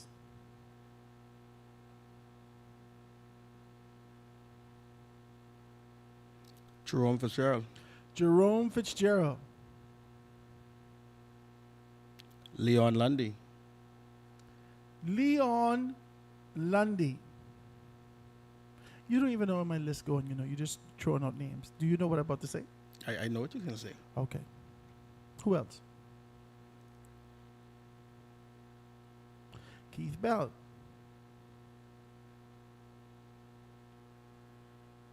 Who else do we see? Jomo Camel. Jomo. Now I could bust this list in half and say senior and junior. Okay? Definitely. I could bust this list in half and say senior and junior. But for the sake of this conversation, I'm going to bust it in half. I'm just going to leave this like this. We could add to this list later and we could take away from it. Every one of these men and women have the potential to be prime minister now. That's what this list is. Okay? Now we could take away from this list or we could lead with this list. I gave you the names that have come to the forefront to show significant potential. Okay? I can put an asterisk to those particular names that have circulated socially. Jerome Fitzgerald, Michael Alcides, Sebastian, Chester Cooper, JoBeth Kobe, Pia Glover Rowe. These are the names that have been circulating significantly. These are not the only names, but these are the names that have circulated significantly to be identified as potential leadership come the next dispensation of the organization. The reason why I don't call Fred Mitchell, the reason I don't call Glennis Hannah Martin, not that they lack the capability of being able to do this, but we could see that they're preparing themselves to exit stage right and be able to give a sort of a genuflection and being able to thank for this particular opportunity and being able to move forward, right? We understand that Glennis Hannah Martin has already celebrated, 6 victories in this space, correct? Mm-hmm. Was it 6 or 7? 6 or 7 victories. But almost 30 years. Right? Mm-hmm. Almost 30 years, she would have sat in this particular position as victorious. Fred Mitchell, he already said to us that this is his penultimate campaign. 30 also. He already said to us that this is his penultimate campaign after Obi Wilshcombe died. I mean, it's the second to last. He was in his second to last. So this here is his last. Okay? We've seen all those senior members of the organization being very serious and intentional about being able to identify youth and strategically putting them in place. You've seen the language, whether that be from Fred Mitchell, whether that be from Glennis, whether that be from the Prime Minister, whether that be from these particular persons. We've seen the language that indicates, hey, listen, you're the future of this party. You're the future. They keep saying it. You're the future of this party. They keep telling young people, you're the future of this party. We need you to step up. You're the future of this party. We need you to step up. So they're saying these particular things with a very clear posture that there is going to be sort of a moving into a particular direction. Now, every one of them, no matter who this is, let's be decent, okay? Let's concentrate this on 3. Just for the sake of this purpose, just for the sake of this conversation, let's concentrate this on 3. Let's concentrate it on Michael Alcides, Sebastian, Chester Cooper, with the potential of being able to take over the PLP. But you see, I'm going to disagree with that at some point, Howard. I want you to disagree. I'm going to disagree, and I'm going to tell you why I'm going to disagree. Let me hear you disagree. In the interim of the Progressive Labour Party over the years, it has created a space where individuals who step in the front line or who is going to be the one has never asked for the opportunity, but they seize the moment and they take it.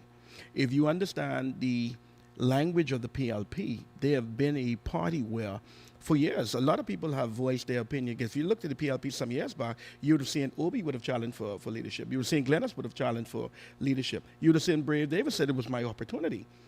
You see, but you would have realized in that realm, with all of the favoritism that they would have had within the party from the stalwarts is what made the last S. And sometimes you never see who the leader is and where they're coming from. Go ahead, Debate. What's happening with you? Thanks so much for calling the show. What's up, Howard? Everything And a good? blessing to you and to your guest. Yeah, man. Very interesting topic as I drive today, my brother. But let me say this, and I don't care who get mad.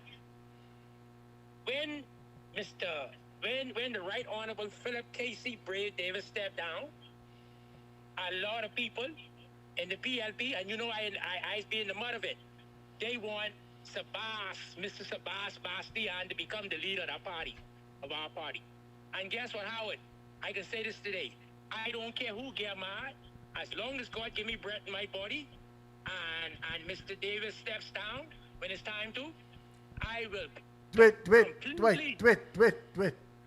don't talk too soon. Things is change quickly. Quick. Especially in the PLP. Don't make no declarative position. Of course he can't make that. And I've been around long enough. I've been around long enough to understand the PLP and the language of the PLP. Okay. On paper, it looks favorable for Sabas as coming in as a candidate and as the minister responsible for particular what mine is controlled of. But you're looking on the interim of the PLP now. You're talking about people's personal opinions and emotions. A lot of times the money doesn't guarantee the seat. People will go based on how you make them feel and the character, whether or not you have the ability to deliver. This has been the PLP's way. Mr. Brave Davis has delivered over the years. He didn't just start delivering, but in the platform that we currently are seeing Sabas and doing their thing, he is doing something, yes, and he's lifting the bar, of course. But the reality is, do the people believe in him enough that he will deliver in the front line? That becomes the problem. Sir, with the greatest respect to you, Howard, your guest. The one thing I can say with Sabas Bastian, if you all want to be real, he has done delivery with him not even becoming an MP. All right? His record speaks for itself. So let's be realistic. But we could challenge that. I'll be the devil's advocate. We could challenge that. Anytime you're ready. We can challenge that, because the difference between an individual that you're saying is supporting the organization, etc., when you're assigned to a plethora of rules, and the rules state from the gaming board that you must be able to give out X, Y, and Z to the communities. So I'm asking you a question. When we see community centers that are being built and didn't been built on the back because I'm campaigning now, but they are built because I love and have a passion to help the people, is a whole difference.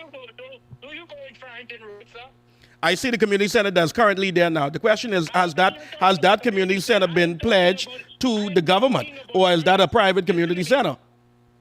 Listen to me, sir. I'm talking about brothers who are sitting on the block with ankle bracelets on, who Mr. Sabas Bastian gave an opportunity with lawnmowers, weed whackers, mechanical works, all kind of things to empower the young people.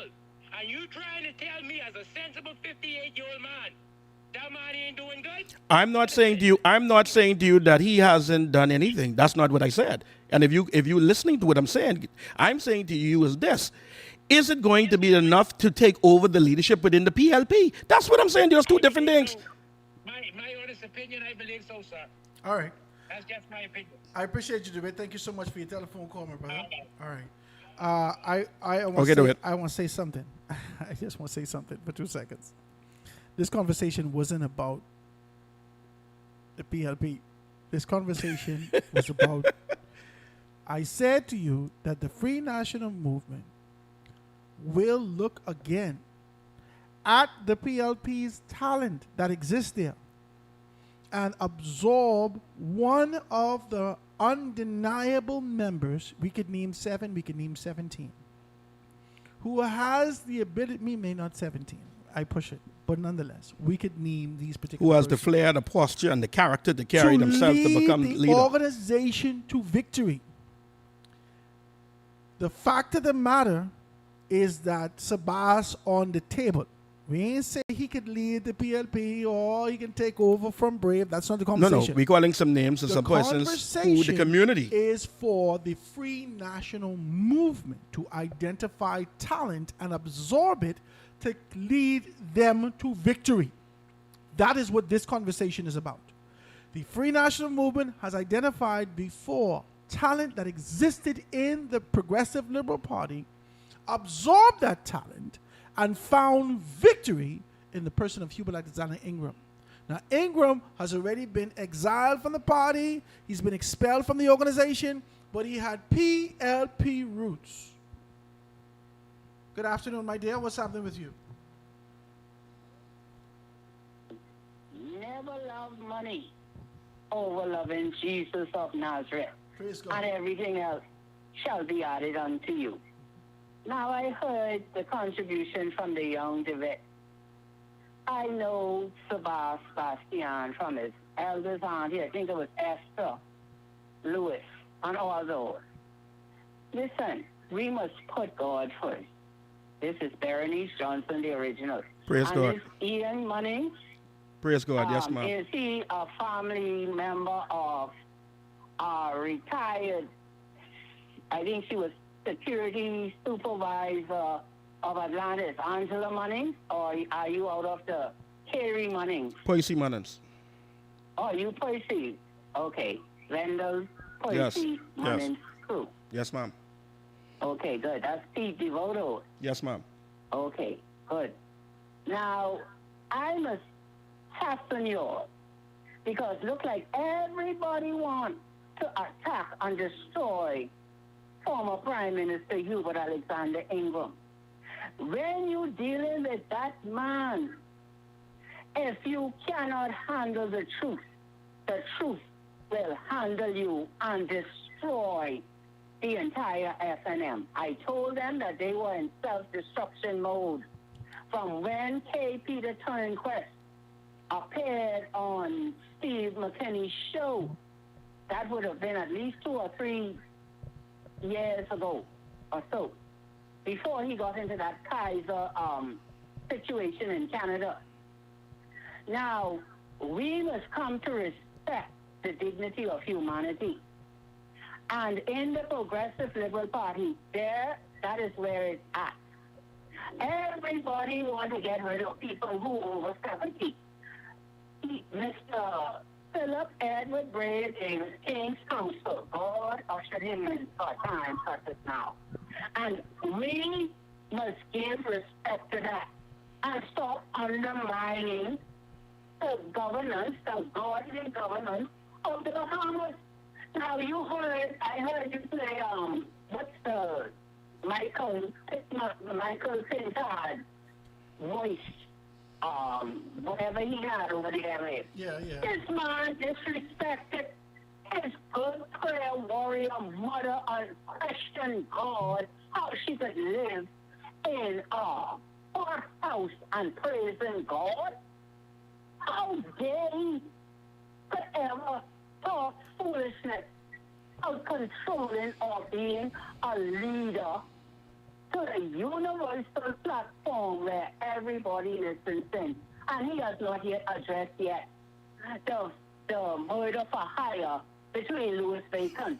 As a real leader, you take that responsibility on and you address that on the platform of the House of Assembly. The alleged murder for hire. The alleged murder for hire for before you got Urkel calling me. Louis Bacon. If they try any damaging with your studio, I already told you you are part of this universal shift of God's divine good destroying satanic evil. Now, I have 2 names I'm going to put out there. Let me hear it. Chavago Line.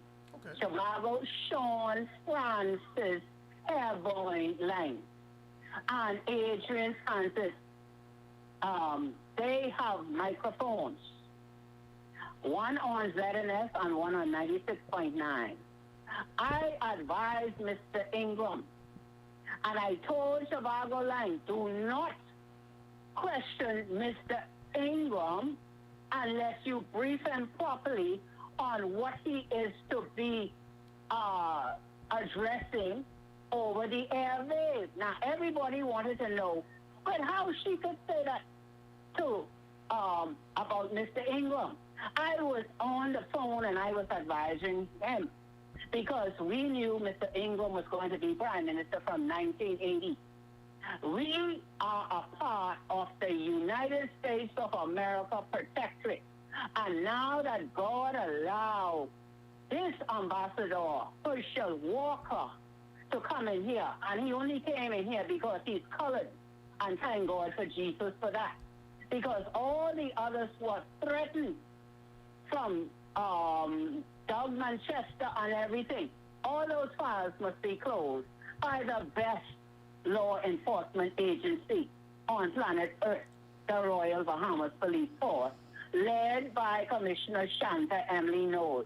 Plenty things we say and plenty things we just watch, and we love and commend retired Deputy Commissioner Keith Mason.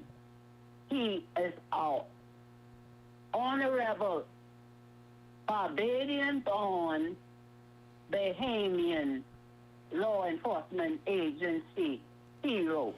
Now, anything you all need to question me I about? can ask you this before you go, Berenice. Yes, we didn't call all these names.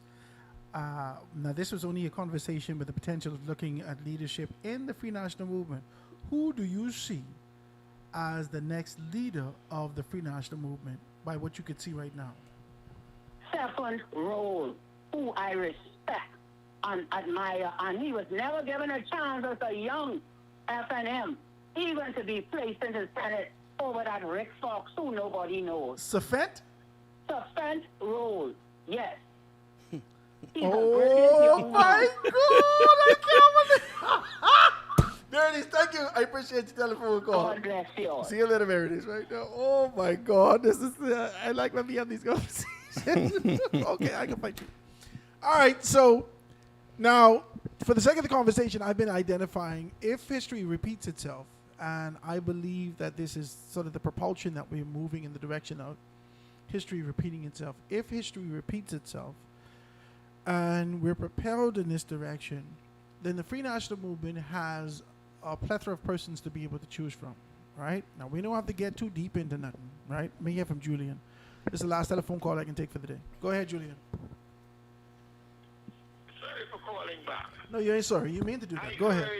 I heard Duvet saying something but Sebastian and the PLP. Mr. Sebastian has a place in the PLP, but not now. The PLP organization is a organized structure. Money don't move them stable councillors. Loyalty does move them. Money don't move them. Loyalty does move them, and seniority and commitments has moved them stalwarts. They respect the structure. Let me tell you something. They will take every dollar Sebastian spend if he runs for leader of the PLP. Yeah, and he'll be Jesus. disappointed. Thank you, Jesus. Them start, they like, this how, but you have them grab Rick Fox and throw Rick Fox up in the Senate. You never see that happen on the PLP. Never. I know that. That will never happen. I know the PLP people, the PLP stalwarts, they love Sebastian. I love him too, you know. But he has to go on the stage. He just can't jump down and pitch up and lead the PLP. The PLP ain't no joke. The PLP ain't no play. Structured organization. The PLP Structured. is organized and structured properly. If you think I'm joking, I just talked to Biden, others was alive. Okay? You have people like an Alfred Sayers, the Honorable Alfred Sayers. You have the people like a Glennis Hanna, those runs for leader of the organization. Now you're talking. Brand name. And you see what happened? Now you're talking. What you call them? Brand name? Yeah, big names. Big names. Brand name in the PLP. You know what people want to be with Glennis Hanna? Glennis Hanna something like jeans, Jonas jeans. So they sweat. And I hear y'all talking something with leaders of the PLP. Two names you call, I disagree with you there. You need to stop and just listen. I said that these are The names that keep coming the up names that are coming up socially. Yes, Okay? in the social conversations. to come up till Judgment Day. It don't matter what you say. Hold on. It ain't got to matter what I say, you know. Julian. I'm on the ground every day. I saw politics every day, you know. But the thing this is, ain't got nothing to do with agreeance or not. Hey, I Howard. said her name keep coming up. Howard, what I wanted. Patricia, as leadership, Patricia, the vote name just come up. Every out of your mouth. Out of your mouth. Name just come up. Out of your mouth every day. No, Lisa Robin, a lot of names just come up. But brother, I can tell you, the PLP, and remember I tell you this, if you don't remember nothing else I say all day, the PLP is an organized organization. Okay. You ain't nobody can just jump in there with your money. If they take your money and run, if you think I joke, We saw that happen. We saw that happen. Julian, we saw that particular movie happen over and repeatedly even surrounding the PLP, people with money thinking that, yeah, the people like me that much and I can go in there and do what I have to do. It don't work like that. You gotta ask the people, the PLP, you see them Stalwart get together. No. The Stalwart is a whole different conversation. But what I wanted DeWitt to understand is this one particular thing. You could be loved by a constituency. Michael Pintard was loved by his constituency. But when you talk about the wider country and how they would respond to leadership perspective, that's a whole different conversation. Not cut you off, my friend, but not even the wider country. When you talk about the wider PLP organization, there's a name that you call Howard Grant in the person of Michael Akitas.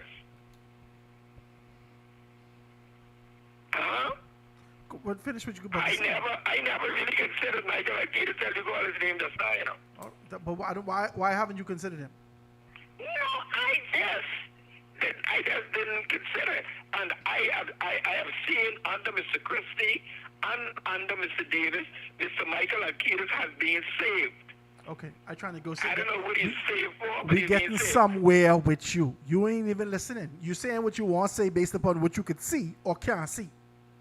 I saying some things to you based upon science and based upon the mouths of people who make decisions in this country. I'm not talking about people who did slam dominoes on the side of the street.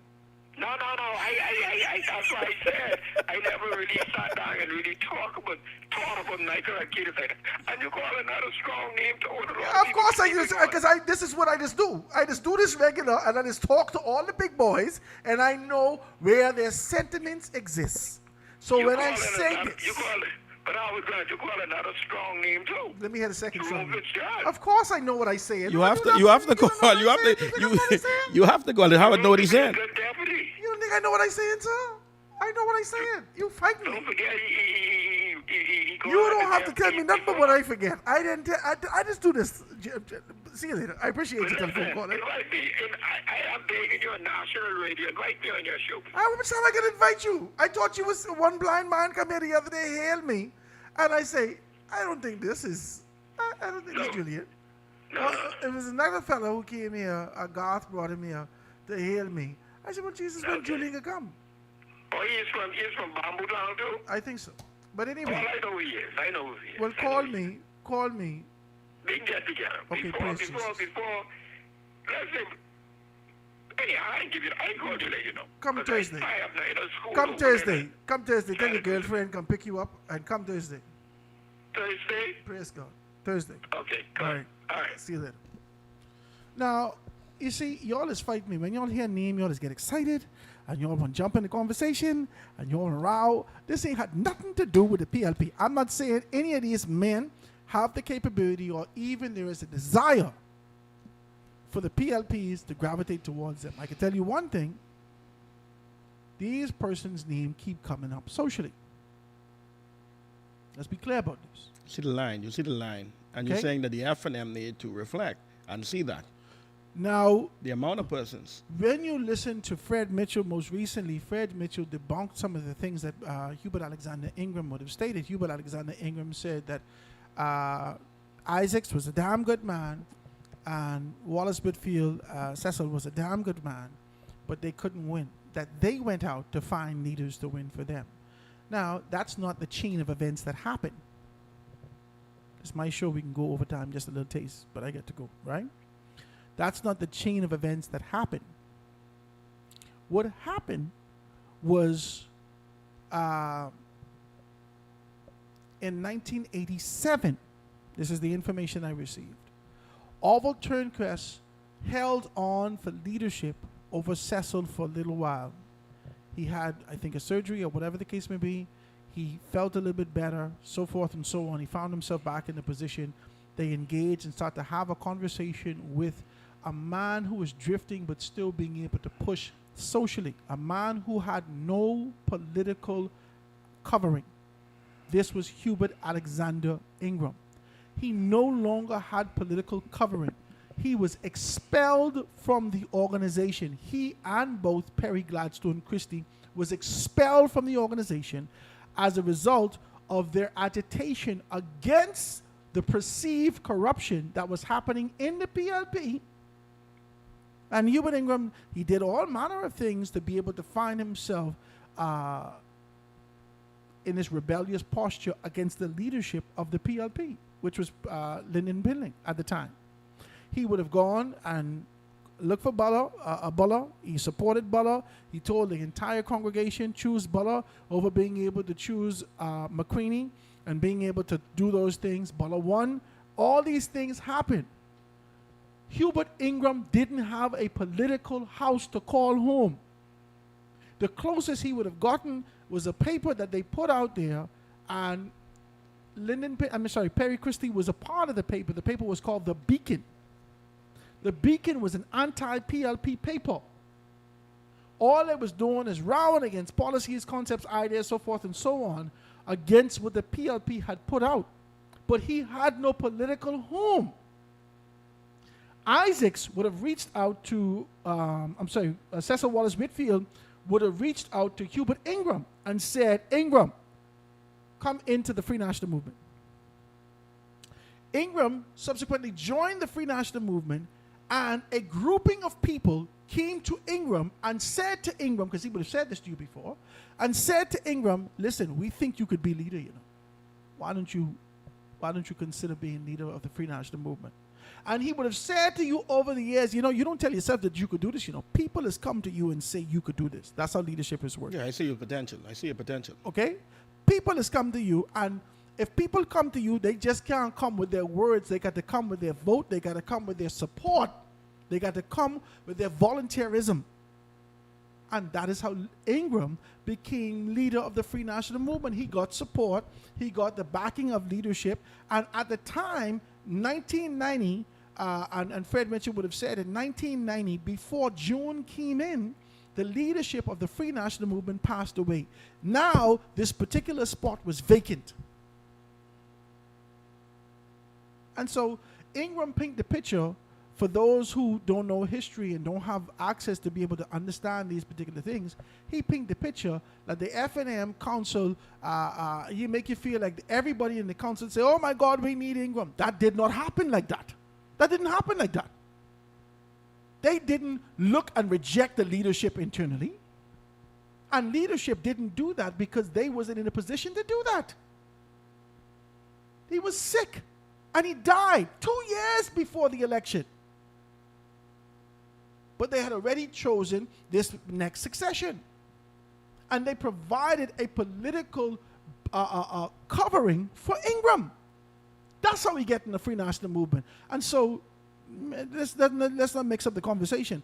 Let's get back to this. And because of that, we realize that all these names we call, only one man could emerge leader. In fact, the next leader for the PLP potentially don't even have to be on this list. You understand me? Definitely. We don't know what could happen in the next 5 years. 2. We don't 3. know who the prime minister could be able to pull close.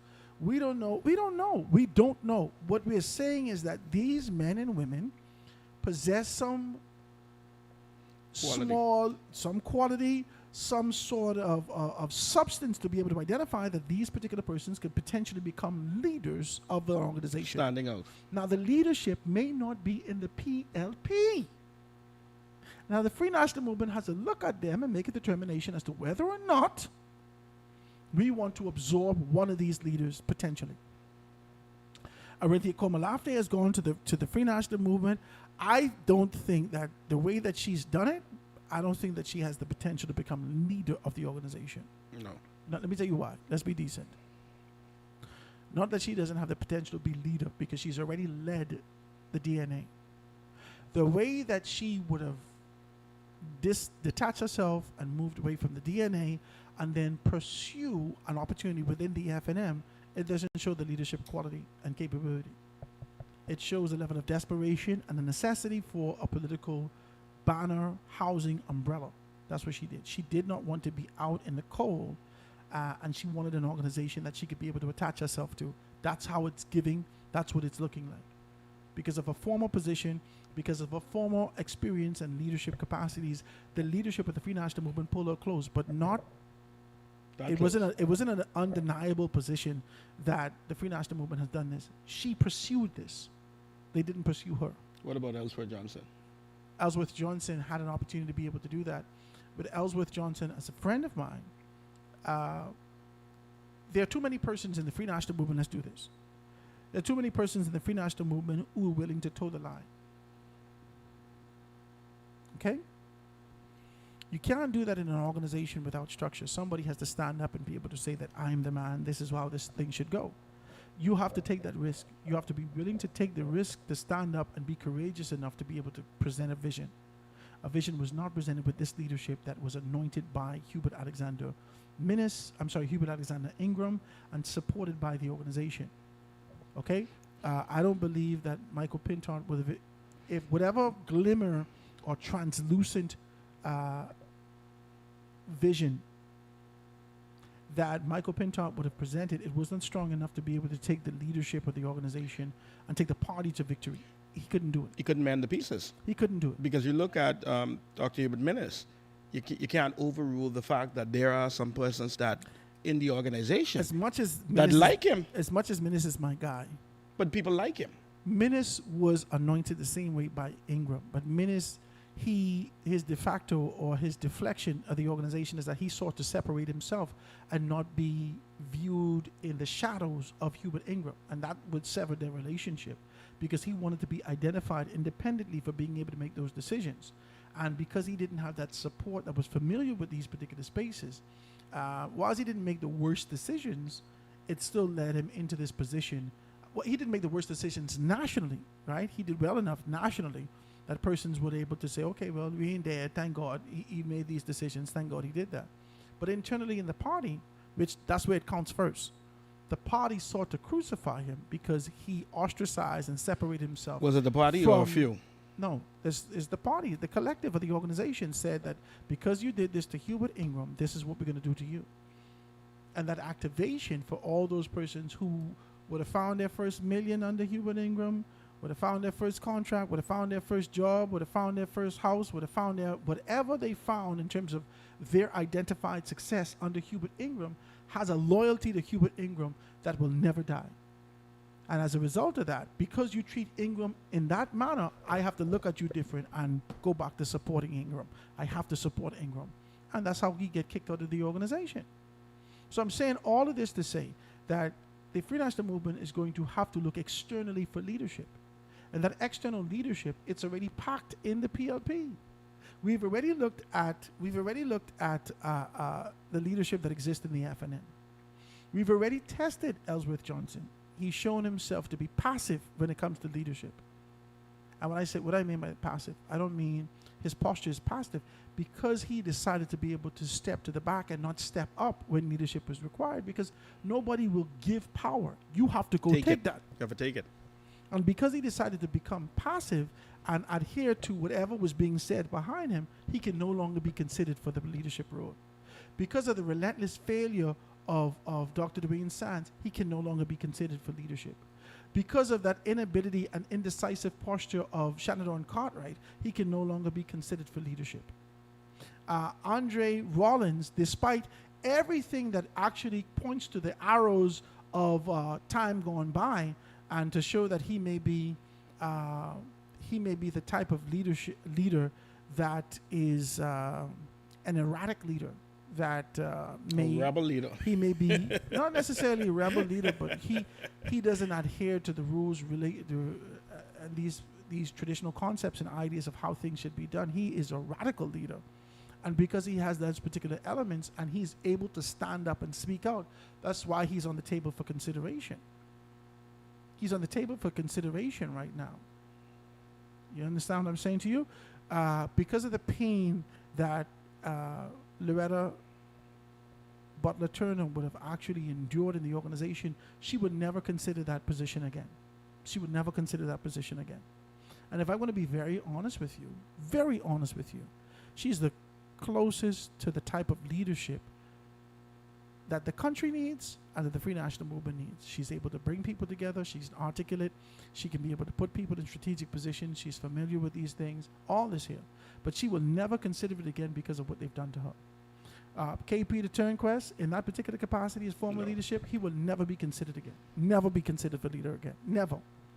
Marvin Dames, especially for what has happened most recently, the Free National Movement will never consider him for leader. I'm telling you, we could put everybody on the stage, identify them, and X them off because of what has happened and their inability to stand up, defend themselves, and present a concept and idea and challenge leadership. None of them challenged leadership. None of them.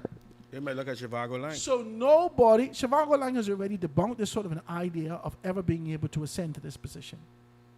He's already debunked that. He's debunked that. He's content with where he is. Things change, just like I was telling DeWitt, things change, but he's debunked that. And so the consideration is not coming from that particular perspective. In fact, he would be a good supporter, a good person to be able to agitate for whoever's identified for leadership, give them opportunity, give them platform, so forth and so on. That's where he fits. But to say that he's going to now move towards this particular thing, no. This is a full-time job. You understand? This is a job that you can be able to say, over the next 2 years, I do nothing except this. You got to have support. You got to have financial backing. You have to have all these particular. You cannot do this casually. And so, because you X out so much of your own men, qualified, capable, experienced, financially endowed, all these people on the FNM ticket, because you then X off all of these men, and now you got to go also internally to the party. You got to look at Adrian White. You got to cross him off the list. You got to look at Adrian Gibson. You got to cross him off the list. You got to look at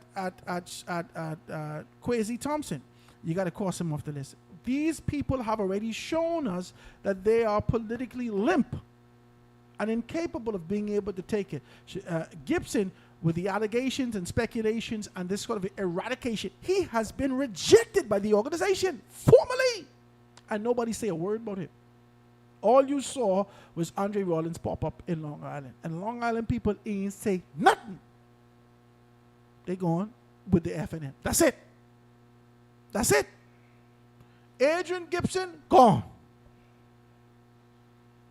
There was revival for Kirk Cornish, but there was no revival for Adrian Gibson. His political career began and ended just like that.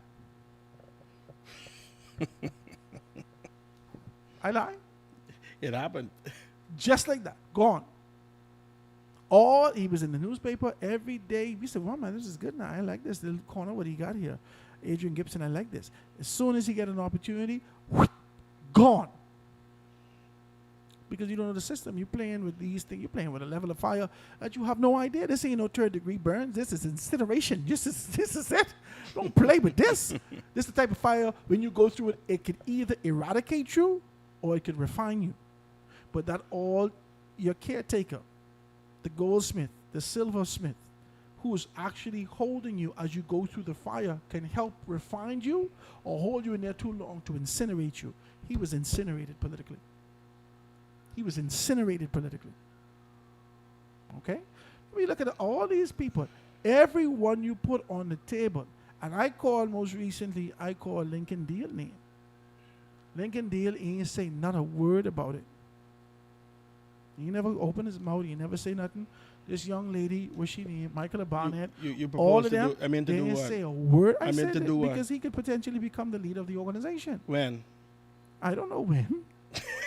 What the hell I get that? I don't get nothing to do with the when. I got nothing to do with no when. I say potentially he could be the leader of the organization. I call the man name and I say he has the potential to become leader of the organization. I hear nothing from him. I say Michael Barnett has the potential to become leader of the organization. I hear nothing from him. I say Travis Robinson has the potential to become chairman of the organization. I hear nothing from him. No one say nothing. You know why? Everybody mouth closed because they scared they can lose. How you can lose your position? Simple. How you can lose your position? How you can lose your position? Watch me. Lincoln Deal. They ain't gonna fire you from the organization.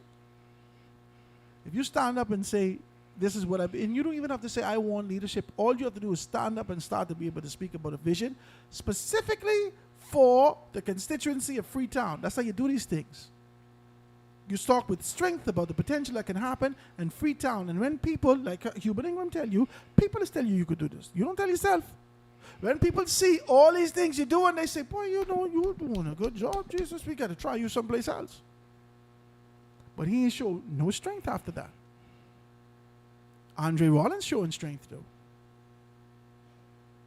You scared to open your mouth. And Andre wouldn't shut his own. He sees an opportunity. Okay, so, but you ain't seen none. Because y'all keep playing coy. You keep playing in the position. Listen, you could see your whole camp in confusion. What the hell you adhering to? What structure in your organization?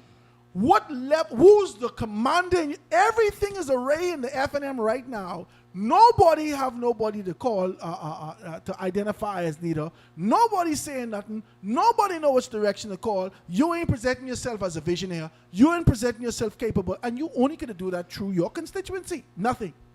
Michael Barnett, same thing. Nothing. None of you will be considered for the potential leader and leadership position moving forward. And they will look over you, including Hubert Ingram. Go and find, you know why he have to tell you that? Every one of y'all in the room. Mother's sick. Every one of y'all in the room. And Hubert Ingram in the room. Tell all of y'all, including the leader, go and find someone who could win for you. Mother's sick. But I right here. That means he didn't see you. I can't see you. That means he didn't see you. That means that you have already been overlooked. And if you have identified, long time. But if you have identified over the years that he has the ability to see talent coming from the Progressive Liberal Party, even as a ferocious chairman, that he has been in that particular space and he understands how to find talent, right? And if he's finding talent and he's overlooking the individuals within his own party, and he said, we got to go outside and go find it, that sends a strong message. I trying to tell you something as I look at this. Let's be decent. As I look at it, Hubert Ingram ain't seen none of y'all, including the one man whose shirt he was wearing. Dwayne Sands. Well, he said he lost. He can't make it up. He tried with him. It can't happen. Dwayne Sands lose more than... He tried with him. He just can't. I don't know. He didn't try. A limp horse in a race. He didn't try with him. He lose and kept losing. The minute he lost Bamboo Town this last time, that was it. That don't make no sense. That put a seal on him right then. Obviously, he lost his political edge because I could have told him that Dwayne Sands was never going to win again. Dwayne Sands had to keep on shopping where he's like the lion, right? He is like the reject lion who was hungry and sat down and watched the antelope pass and waited for what he perceived to be a wounded animal. A wounded antelope to prance on, and he still couldn't catch him. That's Dwayne. He sit there and he wait. He tried to go on Southern Shores. He couldn't get that. All right? He tried to take Southern Shores from Danley, Miriam Emanuel, Shepard, he, as the chairman, know that they was fighting for this, and he tried to go in there because he figured Major... Blood in the water. He figured Major couldn't win this no more. So he gone where there were speculations in Bamboo Town. There were speculations that Patricia wasn't going to win, and Patricia still kill him. Can't win. I told you this. I don't care what y'all say. One day I can be gone. Y'all can pull up the records where I said the type of leadership which each one of the constituencies require and what they're looking for. Dwayne Sands didn't fit none of the tickets. None. Long Island didn't want him. No one wanted him. And Hubert Ingram couldn't see that. Hubert Ingram, every single person Hubert Ingram put his hand on their shoulder to say, I want you here. Lost. Every single person Hubert Ingram touched over the past 4 or 5 years lost. You want me to go down the list? You want me to tell you about Philippa Kelly? You want me to tell you about Boodle? You want me to tell you about Michael Pintard? Because he chose Michael Pintard for the big ticket. Lost. Every single person, and you still sit there and say, I wonder what Ingram's saying today. And he has said nothing but honesty in this most recent thing. Go find somebody who could win for you. Now, just like Fred Mitchell would say, and as like Fred Mitchell said, we don't know whether or not this was a backhanded compliment. We don't know whether or not this was a psychological warfare that he was playing on you by saying to you, go find someone who could win for you. Where you know subconsciously the only person that can win for us is Papa. So he might have been telling you subconsciously, look back at me again. We don't know.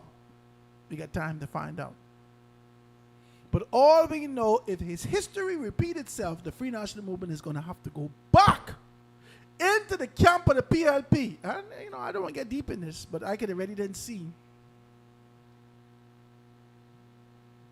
about 3 people on this list what I write down who applied to the FNM first.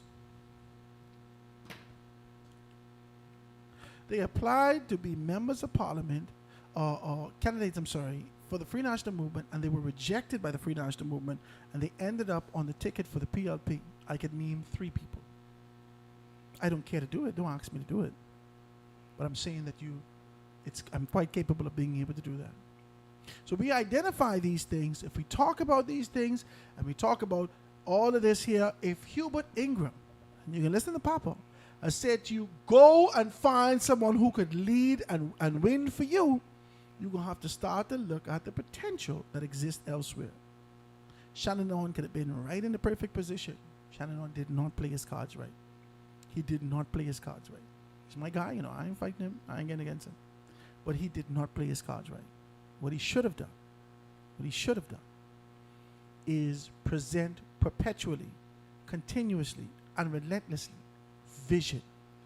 And after the defeat of Michael Pintard, let people say within themselves, Jesus, we should have gone to China a long time. You missed that opportunity. You throw the mace out the window. That's only a piece of metal. Nobody see value in that from Lyndon Bill and throw it out the window, him and Milo Butler. After that, nobody cared about this piece of wood, this piece of metal. That's all it is. Question is, Howard, do he have a place? No, the party has ostracized him. The Free National Movement has ostracized you. They just push you out. He has been pushed out. And whilst he's going to be able to give us the formality and the structure of his organization, not to make the party look bad, and say to us that they've decided, him and the chairman have decided not to be able to take on the senatorial post, the fact of the matter is that there's no consideration for you. None. There's no consideration for you. And if the party is saying to its deputy leader there's no place for you, well, you must then pack up your things and leave. If the party is saying to the chairman there's no place for you, we could see the next wave of the party coming. All this agitation that Joe was doing for the young girl out there in front of Beaches and Park the other day caused her not to get a job in the country no more. All this agitation y'all was doing out there, the person who I saw speaking in the quote-unquote chairman's capacity was Xavier Knowles. I didn't even see Shannon Dawn. I didn't even see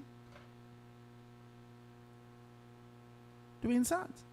So the party is presenting you and giving you a feeler of what the next dispensation of the Free National Movement could look like. That's the show today. My brother, thank you so very kindly. It's always a pleasure, Howard. Yeah, I enjoy the show. You all don't never get it mixed up and twisted. This ain't got nothing to do with any of these men taking over the PLP. I told you, whether it's Jomo or Leon Lundy or Jerome Fitzgerald or Michael Akilah, Sebastian Bastian, Chester Cooper, Joe Beth, Colby Davis, and Pia Glover Rowe. These names continue to be able to come up in the mouths of playmakers in this country. And so I put it on the table. And in putting it on the table, we start to talk about it. That's it. That's all. We wasn't saying that they can run the PLP. I telling you, this the names that has come up. On a daily basis. And if this is the names that has come up, you better see if you could choose one of them, pick off one of them to put them in there. But everybody will tell you, I feel safe with Brave. Praise Jesus. That's the show. Let me just be able to do that, guys. I want to thank you so very kindly for being able to be here with us. Make sure you tune in today. Tune in tonight at ZNS. I'm going to be on there this evening talking about crime and a great deal of things that's happening throughout the country. I want to thank you guys for being able to tune in with us. We're going to see you tomorrow, God's Spirit, right here on The Foundation. I got to go press pause.